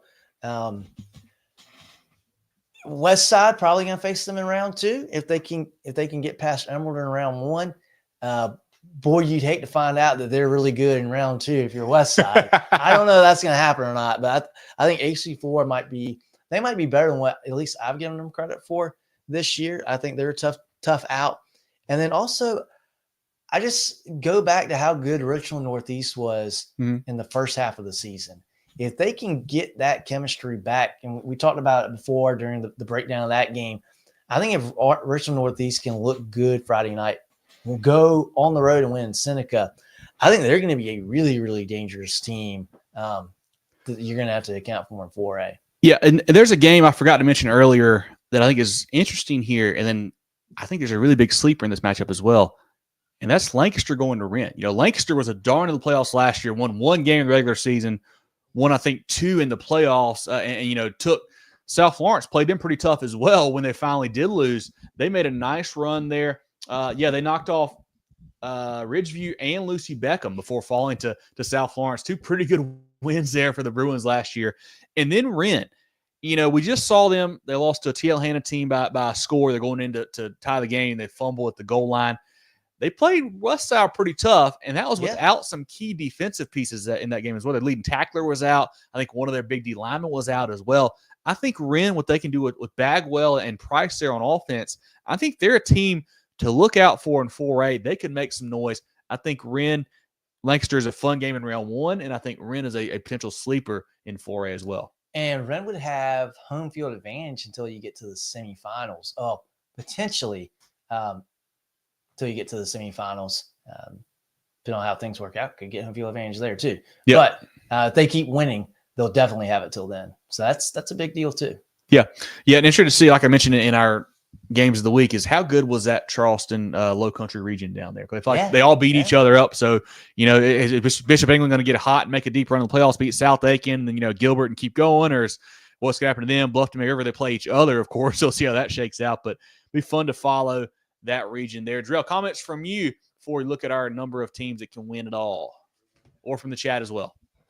Let me pull up the chat again. I was looking at some stuff on the back end, but I'm excited about 4A playoffs. Not to think that I don't want you guys to think that I'm not, but yeah, I think Wren. I don't think you are. I really am excited about 4A playoffs. Wren is a team that you guys have mentioned that's going to be a lot of fun to keep up with. But I really want to. I know we talked about on preseason is just keep my eye out. I think that's Region 6, that Low Country region. With your May Rivers, your Bluffdons. Obviously they're going to be playing against each other. Bishop England, see how they fare in the playoffs so we can determine if they were all, really good or if they were just kind of beating up on one another. So it's going to be fun to watch those guys. For sure. Well, any comments from the chat before we pick our teams here? Chris says Wren's playing for their teammate. Nothing. Exactly right. That's something to you. Isaac Wigginton still, in the hospital. Everybody still keep praying for him there. That, is certainly a galvanizing situation there to get the Wren program going. Chris doesn't see the magic again for Lancaster. You're not going to sneak up anybody this year. You make that run last year. Everybody's going to expect you to do it this year. So no surprises from the Bruins, it feels like, for sure. Hard to beat a team twice. I think Bluffton wins big. Okay. They're playing good football. Had a tough loss to Hilton Head last week. Got hammered. We'll see how that goes. Jay says waiting on Daniel Westside in the upper. Don't forget about South Point now, Jay. That'll be good. South Point is poised for a deep run as well, and they would actually get a shot at Daniel before Westside does. So see how that shakes out. But guys, 4A, how many teams can win state for you guys? So I wrote down 4. I think this is the only one where I feel like I might be a little bit more conservative, and maybe there could be 1 or 2 more. But I really think it's 4. I think there's 4 teams that, all 4 of them could get beat before they get to Orangeburg. Boy, that'd be big. Obviously 4 teams aren't going to make it to Orangeburg. But John's got a round robin down for the state title going on. In a new location too. We're going to Spartanburg for it. But I think it's 4. I thought about a 5th or 6th team, but then I thought about it. I said, well, you know what? I don't think they're going to be able to get through everybody. They might be able to get through one of them. I don't think they're going to get through everybody. So my number's 4. Jerel, who do you got here in 4A? How many do you have? Yeah, I'm the same. I got 4 teams. There's 4 that I've really had my eye on the last few weeks, and they've played really, good football. So going 4 here. Hate to hear Kevin, say 13 or 20, whatever he's going to say here, but I'm going 4. I thought you were going to go less than that. No, I'm going 4 here. I got 8. 8. Wow. Well, so here's the thing. Here's the thing for me. When you look at it, it feels like the upper state. Like when I did my original list, I think I had like 3 upper and like 1 lower, and I was like, "Oh, it looks like there's a path for somebody in the lower state to make a run because there's just not as dominant teams down there." So I added a couple from the lower state. So I was like, you know what? Maybe we got a chance here. But I do want to. This is one that I will say I had a question mark about. I ended up going with the yes on them, and I want to give you guys thoughts on this because it would be the surprise and sleeper of all sleepers if this happens. But they got a dang good player at quarterback, and that's RNE. When you got a kid that good, a legit D1 dual threat, if things shake the right way, I was like, I gotta put him on the list. I didn't feel great about it, but I was like, you know what? We'll see. When they're at their best, they're very good. Yeah, love Arnie, love Coach Wilson. I love the receiving core around, the stud quarterback there, but I just don't think that they have it. Just the way that they've played down the stretch, even with him coming back from injury, that's the issue that I have, and we talked about it earlier in the show. I'm just not sure they're ready to take that step. And one thing that may have gotten me talked into them a little bit was looking back at last year and how we all had kind of written off Westside. We're like, hey, they can score tons of points. Can they stop anybody? When it mattered, they did stop people, and they still scored tons of points. I was like, you know what? R&E probably have not played as good as Westside did at this point last year, to make that comparison. But I was like, that's a similar to me where it's like a team that could really light it up when they get going because they've got the stud at quarterback. I was like, you know what? I'm going to throw them in there. I think they've got a chance. If things break the right way, they get hot, they could make a deep run. I think they're every bit as good and dangerous as a Greenville team from last year. Who was right there on the doorstep, yeah. That we saw go much further than we expected to as well. Yeah, but I think, in Upper State, everybody talks West Side, Daniel, South Point. Man, those are the three heavy hitters, have been in our poll for a while now. Cannot wait to see those three play. I do have to mention this. I'd be remiss if I didn't. And I would have had 9 teams if a certain appeal today is shaking out a different way. But Gray Collegiate is not in the 4A playoffs. They got sanctioned last week that they played with an ineligible player, had to forfeit some games. They appealed to the executive committee. It got upheld. They appealed to the appellate panel today. It still got upheld. So the War Eagles are out of the playoffs. They would have been a very high seed. They would have been second in their region. They would have been a team that I think could have made a deep run. They will not be able to this year. So they obviously are not in the playoffs, not on my list. But I would have actually had 9 if that had shaken out a different way, I think. But any comments on 4A, Jerel, from the chat? J-Dog says 4. Upper State will have the winner. Certainly leans that way. Like I said, you got the 3 big dogs up there. You got, I think, Lower State is probably Hartsville, South Florence, North Augusta are probably the 3 biggest ones down there. Chris says 12 teams. So Chris has got more than me. So y'all can't pickle me anymore. I love that, Chris. I put that up there just for you. Wow. That's awesome. Oh, man, that's awesome. Well, Jerel, let's give a quick shout out to some friends of the program because not sure how the video is even working right now. So let's just do that, and we'll look at the 5A ranks and go through that. Preferred Home Services. How can we make you smile today? Preferred Home Services. For electrical or plumbing, cooling too. Go, go, go, Preferred. Yeah. With 3 convenient locations in Spartanburg, Duncan, and Greenville, Carolina Orthopedic and Neurosurgical Associates, CONA, offers the most advanced training and experience in orthopedic surgery, neurosurgery, sports medicine, and pain management in the upstate. Go to CONA.care to learn more. Let's look now at 5A Division II first, John. Go through those first round matchups. Yeah, so not really a lower state, upper state. I guess we can kind of consider upper and lower. Yeah, I would say so. They say upper state, lower state. Okay, yeah, we'll go with that. I'm making things up. So we'll go lower state first. Irma will get the bye. They'll face the winner of Chapin Goose Creek in the second round. That game will be at Chapin. North Myrtle Beach will be hosting Lucy Beckham. West Florence will get a bye. They will host the winner of that game next week.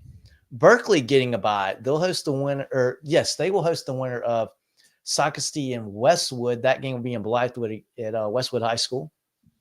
And then White Knoll will be playing host to Lugoff Elgin. Winner of that game will have to travel to Myrtle Beach next week. On the upper state side of the slate, Gaffney, they get a bye. They will take on the winner of Riverside Greenville. That game over in Riverside. We'll see Catawba Ridge hosting Woodmont. Winner of that game will travel to Anderson and take on TL Hanna next week. Greenwood getting a bye. They will play host to the winner of Hillcrest Nation Ford. That game over in Simpsonville. And then Indian Land will host Eastside. Winner of that game will travel to Rock Hill to take on Northwestern. 5A Division II, Indian Land, I was really high on them preseason and not really lived up to the hype. I think they could be a dangerous team. I don't think they're going to have to beat Northwestern in round 2 probably. Hillcrest Nation Ford is interesting to me. I don't know if you guys saw, Caleb Sutton, the quarterback at Hillcrest, has been kind of playing some other positions now. They had him at a little bit of receiver, I think maybe some DB last week as well, kind of doing some cross training there, letting Jackson Free sling a little bit around. that could be a game changer for the Rams. We'll see. They lost to Greenwood a couple weeks back, but if they get in round 2, they've got a good chance to avenge that possibly. Catawba Ridge is a team to look out for, I think, there. Maybe my favorite game, though, could be that Chapin Goose Creek matchup. Yes. Goose Creek, a really good defense. Chapin, a really good offense. Could be a fun game over there in Columbia, Columbia area on Friday night. Yeah. Goose Creek's one of my – well, not one of my – they are my – if I had to pick a sleeper, they would be my sleeper I would pick.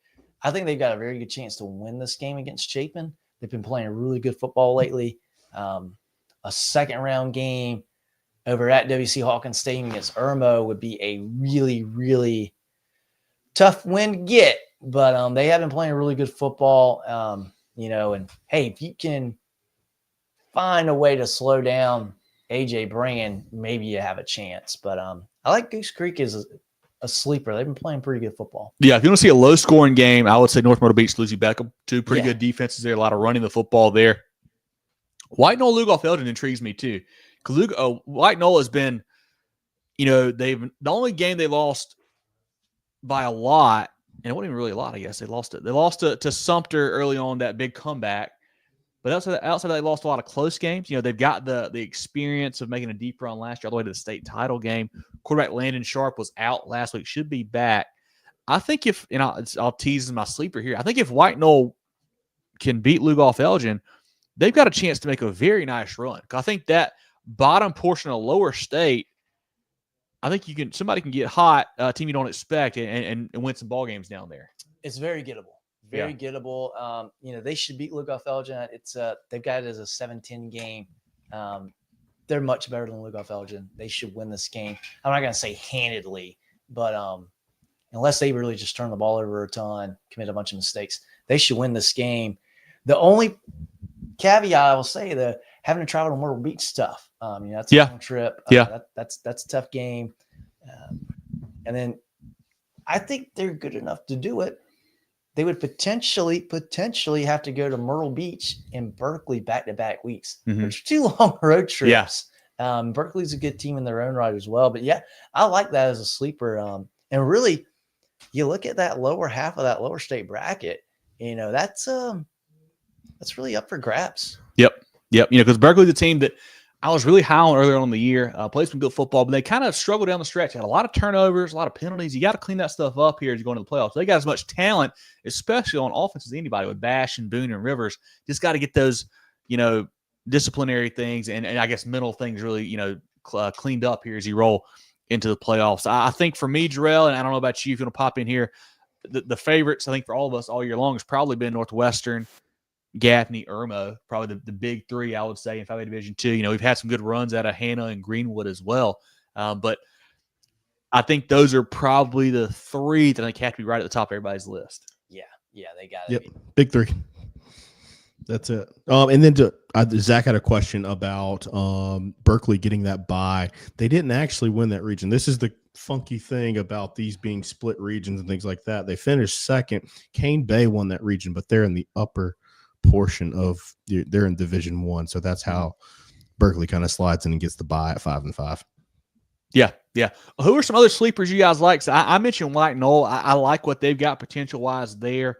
Outside of that, I don't see anybody with like a great too small. They're too small to kind of have sleepers here. Yeah, the one team I looked at, maybe Catawba Ridge. Like they've got a pretty good defense, and I think with the Woodmon's a little bit down this year from last year. I think the Copperheads can probably win that game. And then TL Hannah, it's a tough type of team to play. It really is. But if you catch them on a night where maybe it's just not clicking, they get a couple fumbles, whatever it is, they can be got, I would say. So I think Catawba Ridge also maybe can make a little bit of a run in that upper half.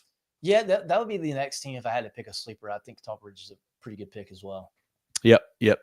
Jerel, any comments from the chat on this here? Let's see.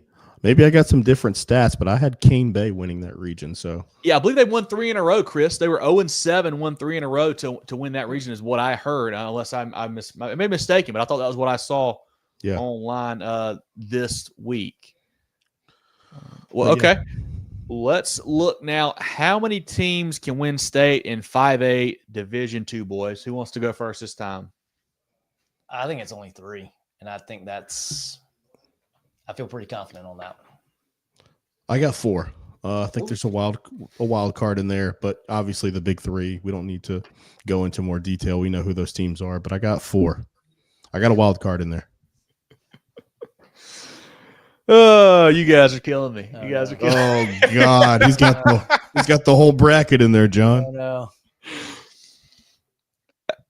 I got 3 and 3 question marks. So take it for what it's worth, my guys. Take it for what it's worth. So 6 is what he didn't want to say. He's got 6. 6, sure.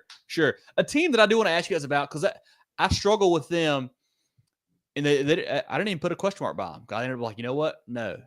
Greenwood. What do you think about Greenwood? How good are they? Can they make a deep run? I've had a hard time getting a read on them this season, it feels like.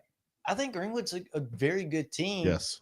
But if they get to, they win one game and they'll probably match up against Northwestern, who hammered them last year in the playoffs. And I just don't think they're in the same realm as Northwestern. I just don't think they are. They're good. They're good, and I think they can beat. I think if you want to say, hey, Irmo, Northwestern, and Gaffney. If you want to say, hey, there's the top 3, I think Greenwood's got a very good claim at being, hey, we're number 4. Yeah, as a handful of teams do.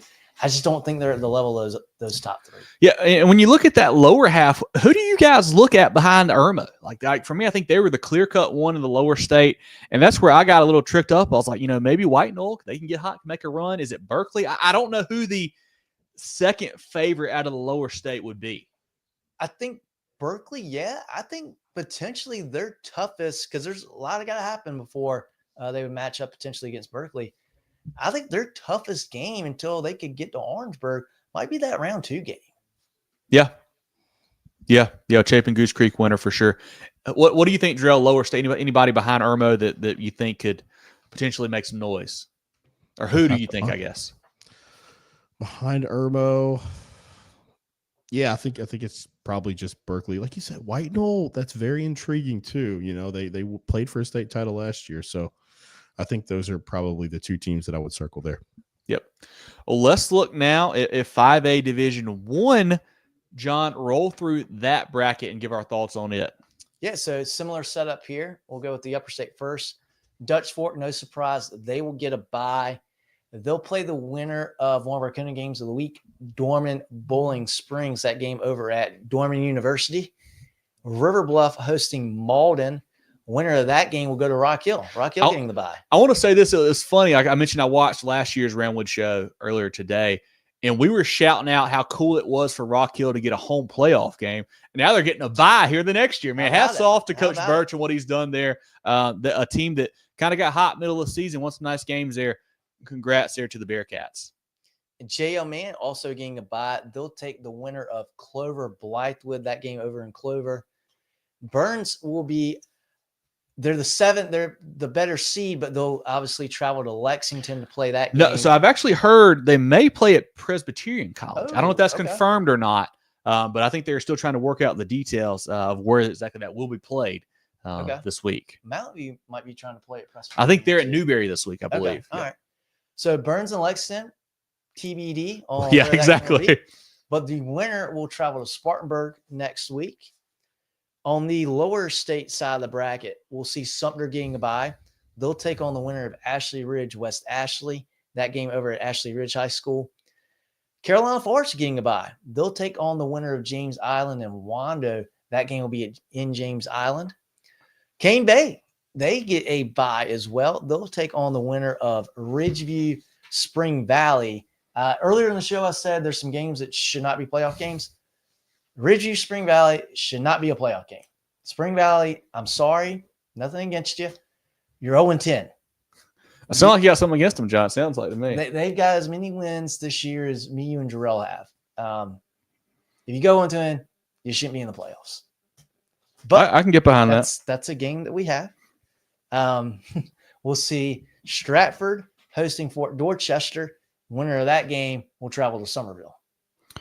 For me, round 1, lower state, the only game I really like is that James Island Wando game. I think that could be okay. Wando, Coach Perrin, his first year, they've been a solid squad there. I think they're okay. And then Ashley Ridge, West Ashley too. I guess I should mention that because I think it's two really opposite squads. West Ashley, hard, physical, defensive-based team there. Ashley Ridge wants to light it up with Khalid and DeWeese out wide. They can really sling it around.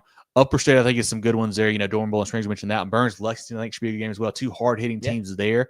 And then even, I think, Clover, Blythewood, a team that two teams we haven't really talked a whole lot about this year. Struggled a little bit throughout the season, but I think those all could be good matchups here in round one. Yeah, they could. What's tough for me is I think a majority of these teams with the byes are, again, much better than who we're seeing playing in round one. I think 5A will be good. It will be good to watch, but it's going to be a couple more weeks down the road before we really see some good games. Yeah, comments from you, Jerel, on these round one matchups or from the chat as well. I just have to echo those sentiments from John, man. I think it's just going to take a week or two for us to see some really good matchups in this one. The one you mentioned is intriguing, Wando, James Island, but yeah, it's kind of tough for round one here in the upper division of 5A. Perfect. Who are some sleepers you guys look at? I'll shout out one of them I'm looking at is Ashley Ridge. I think the way that they can play offense, but I'll say this, and I meant to look at this up earlier and I forgot to, so let me do it right now before I say something really stupid, because I believe I had this exact same thought last year.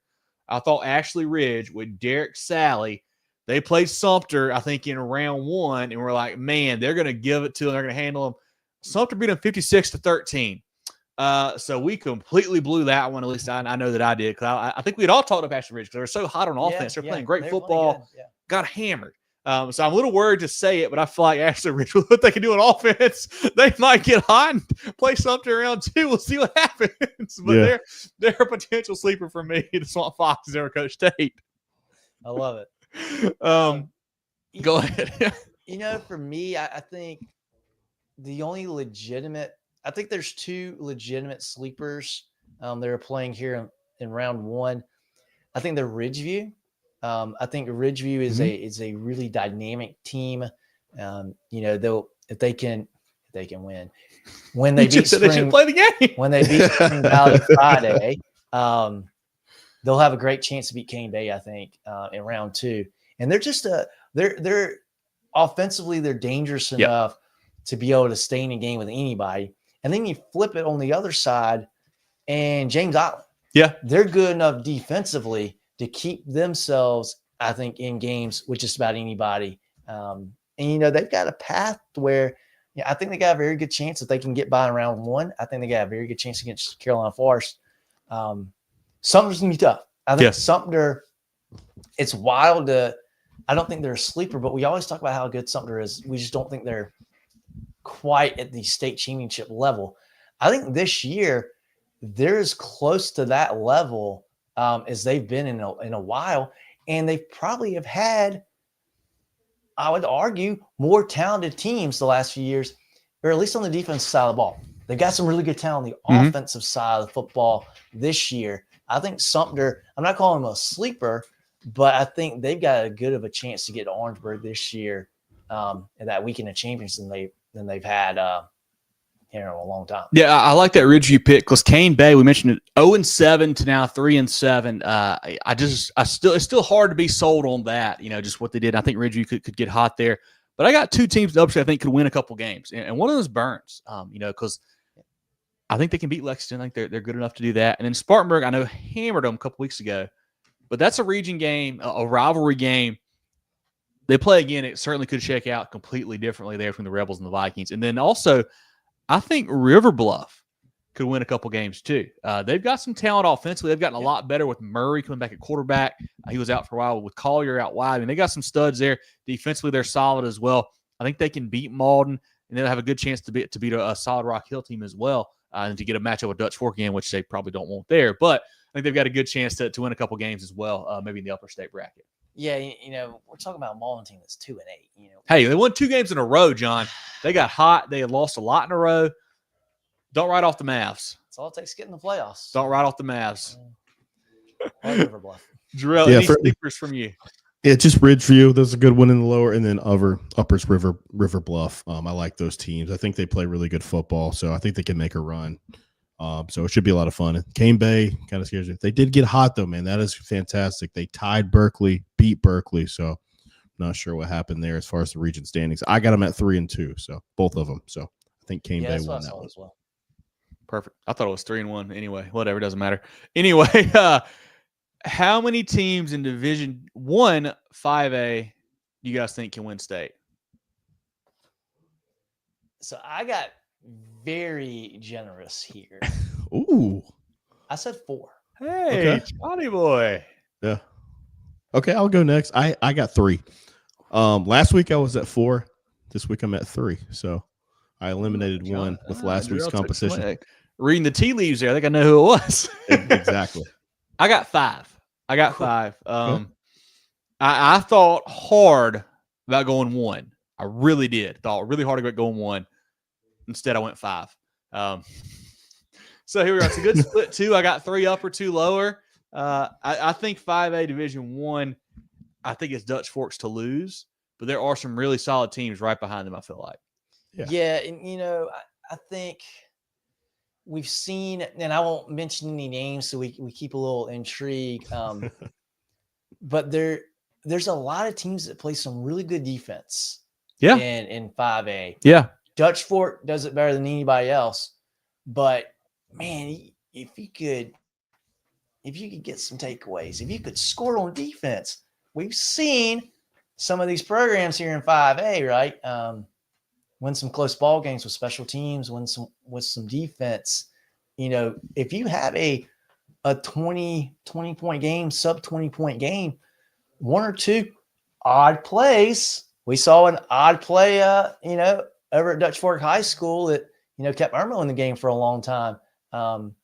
It could take just one play, one touchdown, and boom, the game is tied. Or, that could be a 9-6 ball game.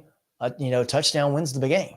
I think if there are a bunch of high-flying offenses, I think it makes it a little bit tougher. I don't know. That's just kind of what I'm saying in my head.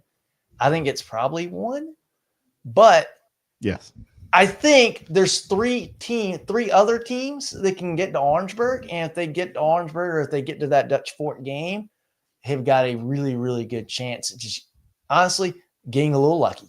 Yeah. There's no doubting that Dutch Fork. I mean, what's it, 8 of 9 at this point? It is what it is. So yeah. Just doing this for fun. That's why I have 3. I like it. Any comments from the chat on 5A Division 1 or 2, Jerel, right quick? 3 teams, but DF over everyone. I think I agree with you there, Jay. I think they have to be the favorite. Yeah. Chris says 1. Chris did go with the 1. I like it. Now, who is your 1, Chris? Somerville Dutch Fork in the state title. Somerville gets embarrassed, says Chris. I can see that. That's all we got here. Perfect. Well, quick look at the SCISA playoffs. We've got in the 4A semifinals, Augusta Christian and Hammond. Skyhawks continue to roll. We get a good matchup here, Northwood at Porter Goud. A good game a couple weeks back. Porter Goud really turned it on defensively on the second. I think the Cyclones win again there. In 3A, our game of the week, Hilton at Christian at Wilson Hall. And Northside Christian at Pinewood Prep. Pinewood Prep has just destroyed everybody lately. Northside Christian, though, has had a good season, just a newer team to SCISA there. I think the Panthers with Jeremiah Singleton win that game in 2A. Bethesda travels to Calhoun. Calhoun has been a sneaky 2A team this year. I think Bethesda a little too much talent. And then Greenwood Christian at PD. Greenwood Christian, a team that, plays some public schools up here, so it's kind of hard to get a good read for them, John, because not a lot of SCISA schools around them. Yeah. They've been really good in the SCISA ranks. I think PD, too many athletes. Maybe a closer game here. I think the Golden Eagles win that one. And then down in the 8-man ranks, Wardlaw against Richard Wynn, and then Lawrence and Jefferson Davis. Jefferson Davis, they have been rolling everybody. I think they continue to roll this week. And then Richard Wynn, I think they beat Wardlaw for the 3rd time. It's hard to beat a good team 3 times, man, but the Eagles look really, really good right now. Yeah. Any comments from you, Jerel, before we shout out a couple of sponsors and give our pick'em winner for the overall season? I missed a question. I'm sorry, Chris. I'll pop it up right now. Regarding Burns, this is kind of not a playoff question per se, but it involves them and their future. Chris kind of asked if they don't make it to the 3rd round, do we think they'd make a change head coaching wise? Man, that's tough. I don't know, because this year has been so tough for Coach Shaw. You got no home games. You're playing on the road every week. He's done a really good job, kind of getting this group to come together after a slow start there.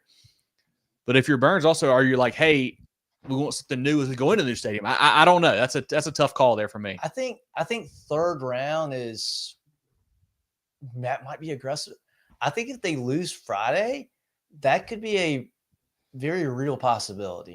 But gosh, like you said, Kevin, it's such a tough situation that they were in this year with traveling on the road, and gosh, they were very competitive in games, especially down the stretch. They played better than I expected them to, and I think when you really look at it, and Burns people may feel differently. They may not want to say it publicly, but I'd be willing to bet a lot of Burns people are saying, man, we played better than I thought we would this year, considering everything. So when you take that into account, maybe Coach Stahl gets a little more leeway. But Chris, you're right. At the end of the day, though, you're Burns, and you don't want to be talking about, hey, let's win 1 or 2 playoff games. You want to be right there in the discussion. It hurts having to hear about Gaffney every week, Spartanburg getting hot. Nobody can beat Dutch Fort. You want to be part of that conversation. You haven't been the last few years. So I wouldn't be surprised if something happens. I don't know. It will be interesting to know. And we'll, maybe we find out here in the next few weeks.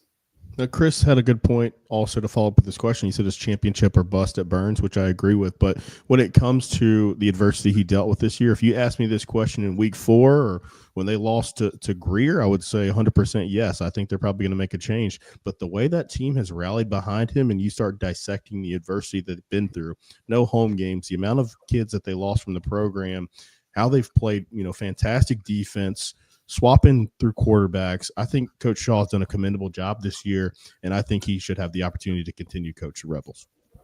Love it. I also forgot to mention the SCISA 1A games right quick. Sorry, guys. We've got Dorchester at Thomas Hayward, Beaufort at Williamsburg. I think Thomas Hayward and Williamsburg get wins in those 2. Jerel, shout out friends of the program to look at our pick'em results.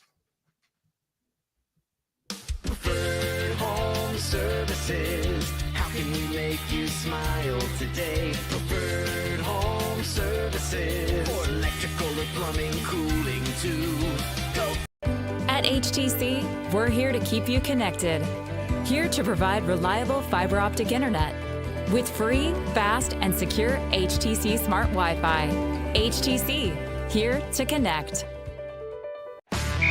Need a new ride to get you to the big game? Founders Federal Credit Union has auto loan rates that'll get you in the driver's seat without breaking the bank. And here's the best part. No payment for up to 90 days. Drive to victory with a loan that suits your budget. Visit foundersfcu.com/auto today and score your dream car with an auto loan from Founders. Terms and conditions apply. Member qualification required.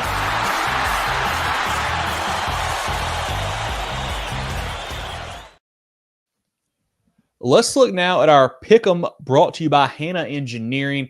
Guys, remember we do a brand new playoff pick'em starting this week. Make sure you get in that. It's a new prize pool. We had a lot of 10s last week. Chris, David, Jaron, Ryan, Thomas, and Tyler all with 10. A bunch of 9s. I had 10. John and Jerel had 9. This may have been the first week I actually beat you guys this year because I have been struggling. But a lot of fun there. And then our overall winner, drum roll please, Charlie L with 82. I believe Charlie had been leading for the last few weeks, it feels like there. Yeah, he's done very well. Ryan, Pat, and Ben all at the 80 spot. Charlie had the 82 there, of course. David, Jerry, and Daryl, Jay, Jeffrey, all at 79. Then Corey, Richard, and Slick with 78. John, you led us. Actually beat everybody with 85 there. Drell and I tie with 79. Boo. I got that one extra one on Jerel this week to tie him up, man. Love to see that. Sorry, Jerel. But hats off to Charlie. Big shout out to our friends at Hannah Engineering for doing that. Really appreciate that, guys. And like I mentioned, join our playoff pick'em. It's posted on our social media right now. Go join that. We'll do all the playoff rounds. We're not going to drop a week in that because there's just not but 5 rounds. So get into that. We'll have a prize for that winner as well. Charlie, if you're in here, I'll reach out, get your address here shortly, and we'll send you your prize there. Jerel, we're running low on time. I think we actually cut off at the 2-hour mark, so we're going to skip the polls live. I'll post the polls, the final regular season polls, tomorrow on social media. So be on the lookout for that. Want to shout out our teams of the week: Gaffney, Dutch Fork, Cane Bay, presented by Preferred Home Services. Our players of the week: So Mad Edie at Riverside, Troy Timko at Hilton Head Island, Javon Edwards at South Aiken, insured by the Georgia Agency. Once again, Somad Edie, Troy Timko, Javon Edwards, insured by the Georgia Agency. Guys, I know this show was a little bit longer than we thought it was going to. We had some Facebook issues in there. Sorry about that. I think we held it together okay, though. Yeah, we did the best we can. Yeah, for sure. I think we dealt with adversity. That's the word of the day for this show. So it was a lot of fun to get it done. And go ahead. No, you go ahead. You finish your and I thought about something. Yeah. No, it was awesome. So I'm going to try to wrap this up really quickly so we can get out of here. 2 hours. This is the longest show we've ever done. Well, so. I was going to say, that's why we tell you guys to subscribe everywhere. Like when some stuff like this happens, you can come over to Twitter. You can come over to YouTube. You can check out the show. Appreciate you guys who joined over there. Subscribe to YouTube. Follow on Twitter/X. Obviously, like us on Facebook. Movin Chains, MOVINCHAINS. Our website, movinchains.com. Podcast on Apple, Spotify, Google, and more. I will try to either link the YouTube video back over to Facebook, or I'll download it and put the whole thing up there, one or the other. But definitely check it out once I do that. Apologies for that issue earlier. Had a lot of good comments. That was doing really well. I hate that happened like it did, but a lot of fun. Get your merch, like Jerel said there. Lots of great hats. Richardson hats there. A gray front, kind of a cream or black back. Got a black one up here too. Lots of really good stuff. Toboggans, gray and black. Hit us up on social media or at that email, mtcgear.sc@gmail.com. I've also posted these now on our website. We've got pictures on social media and on our website. You can see these. We've got a navy blue t-shirt, a black, a gray, and a pink as well. The hoodie John's wearing, got a stone ash hoodie, whatever you want to call it, a darker gray one as well. Really good stuff. Get your stuff. Support the boys. And I hope we see you guys at a game Friday. I'm not sure where we're going yet, but we went to Irmo Dutch Fork last week, had a blast seeing a lot of new folks, getting to meet a lot of new people. Lots of coaches and fans. What was really cool to see. A lot of friends really down there. Yeah, it's great. A lot of fun. But anyway, can't wait for next week, man. The playoffs are here. Round 2 will be even better. But Moving the Chains is always brought to you by Founders Federal Credit Union. For Jerel, Hendricks, and John Epps, I'm Kevin Thomas. This has been our Round 1 South Carolina High School Football Playoff preview show here on Moving the Chains, and we'll catch you guys next week.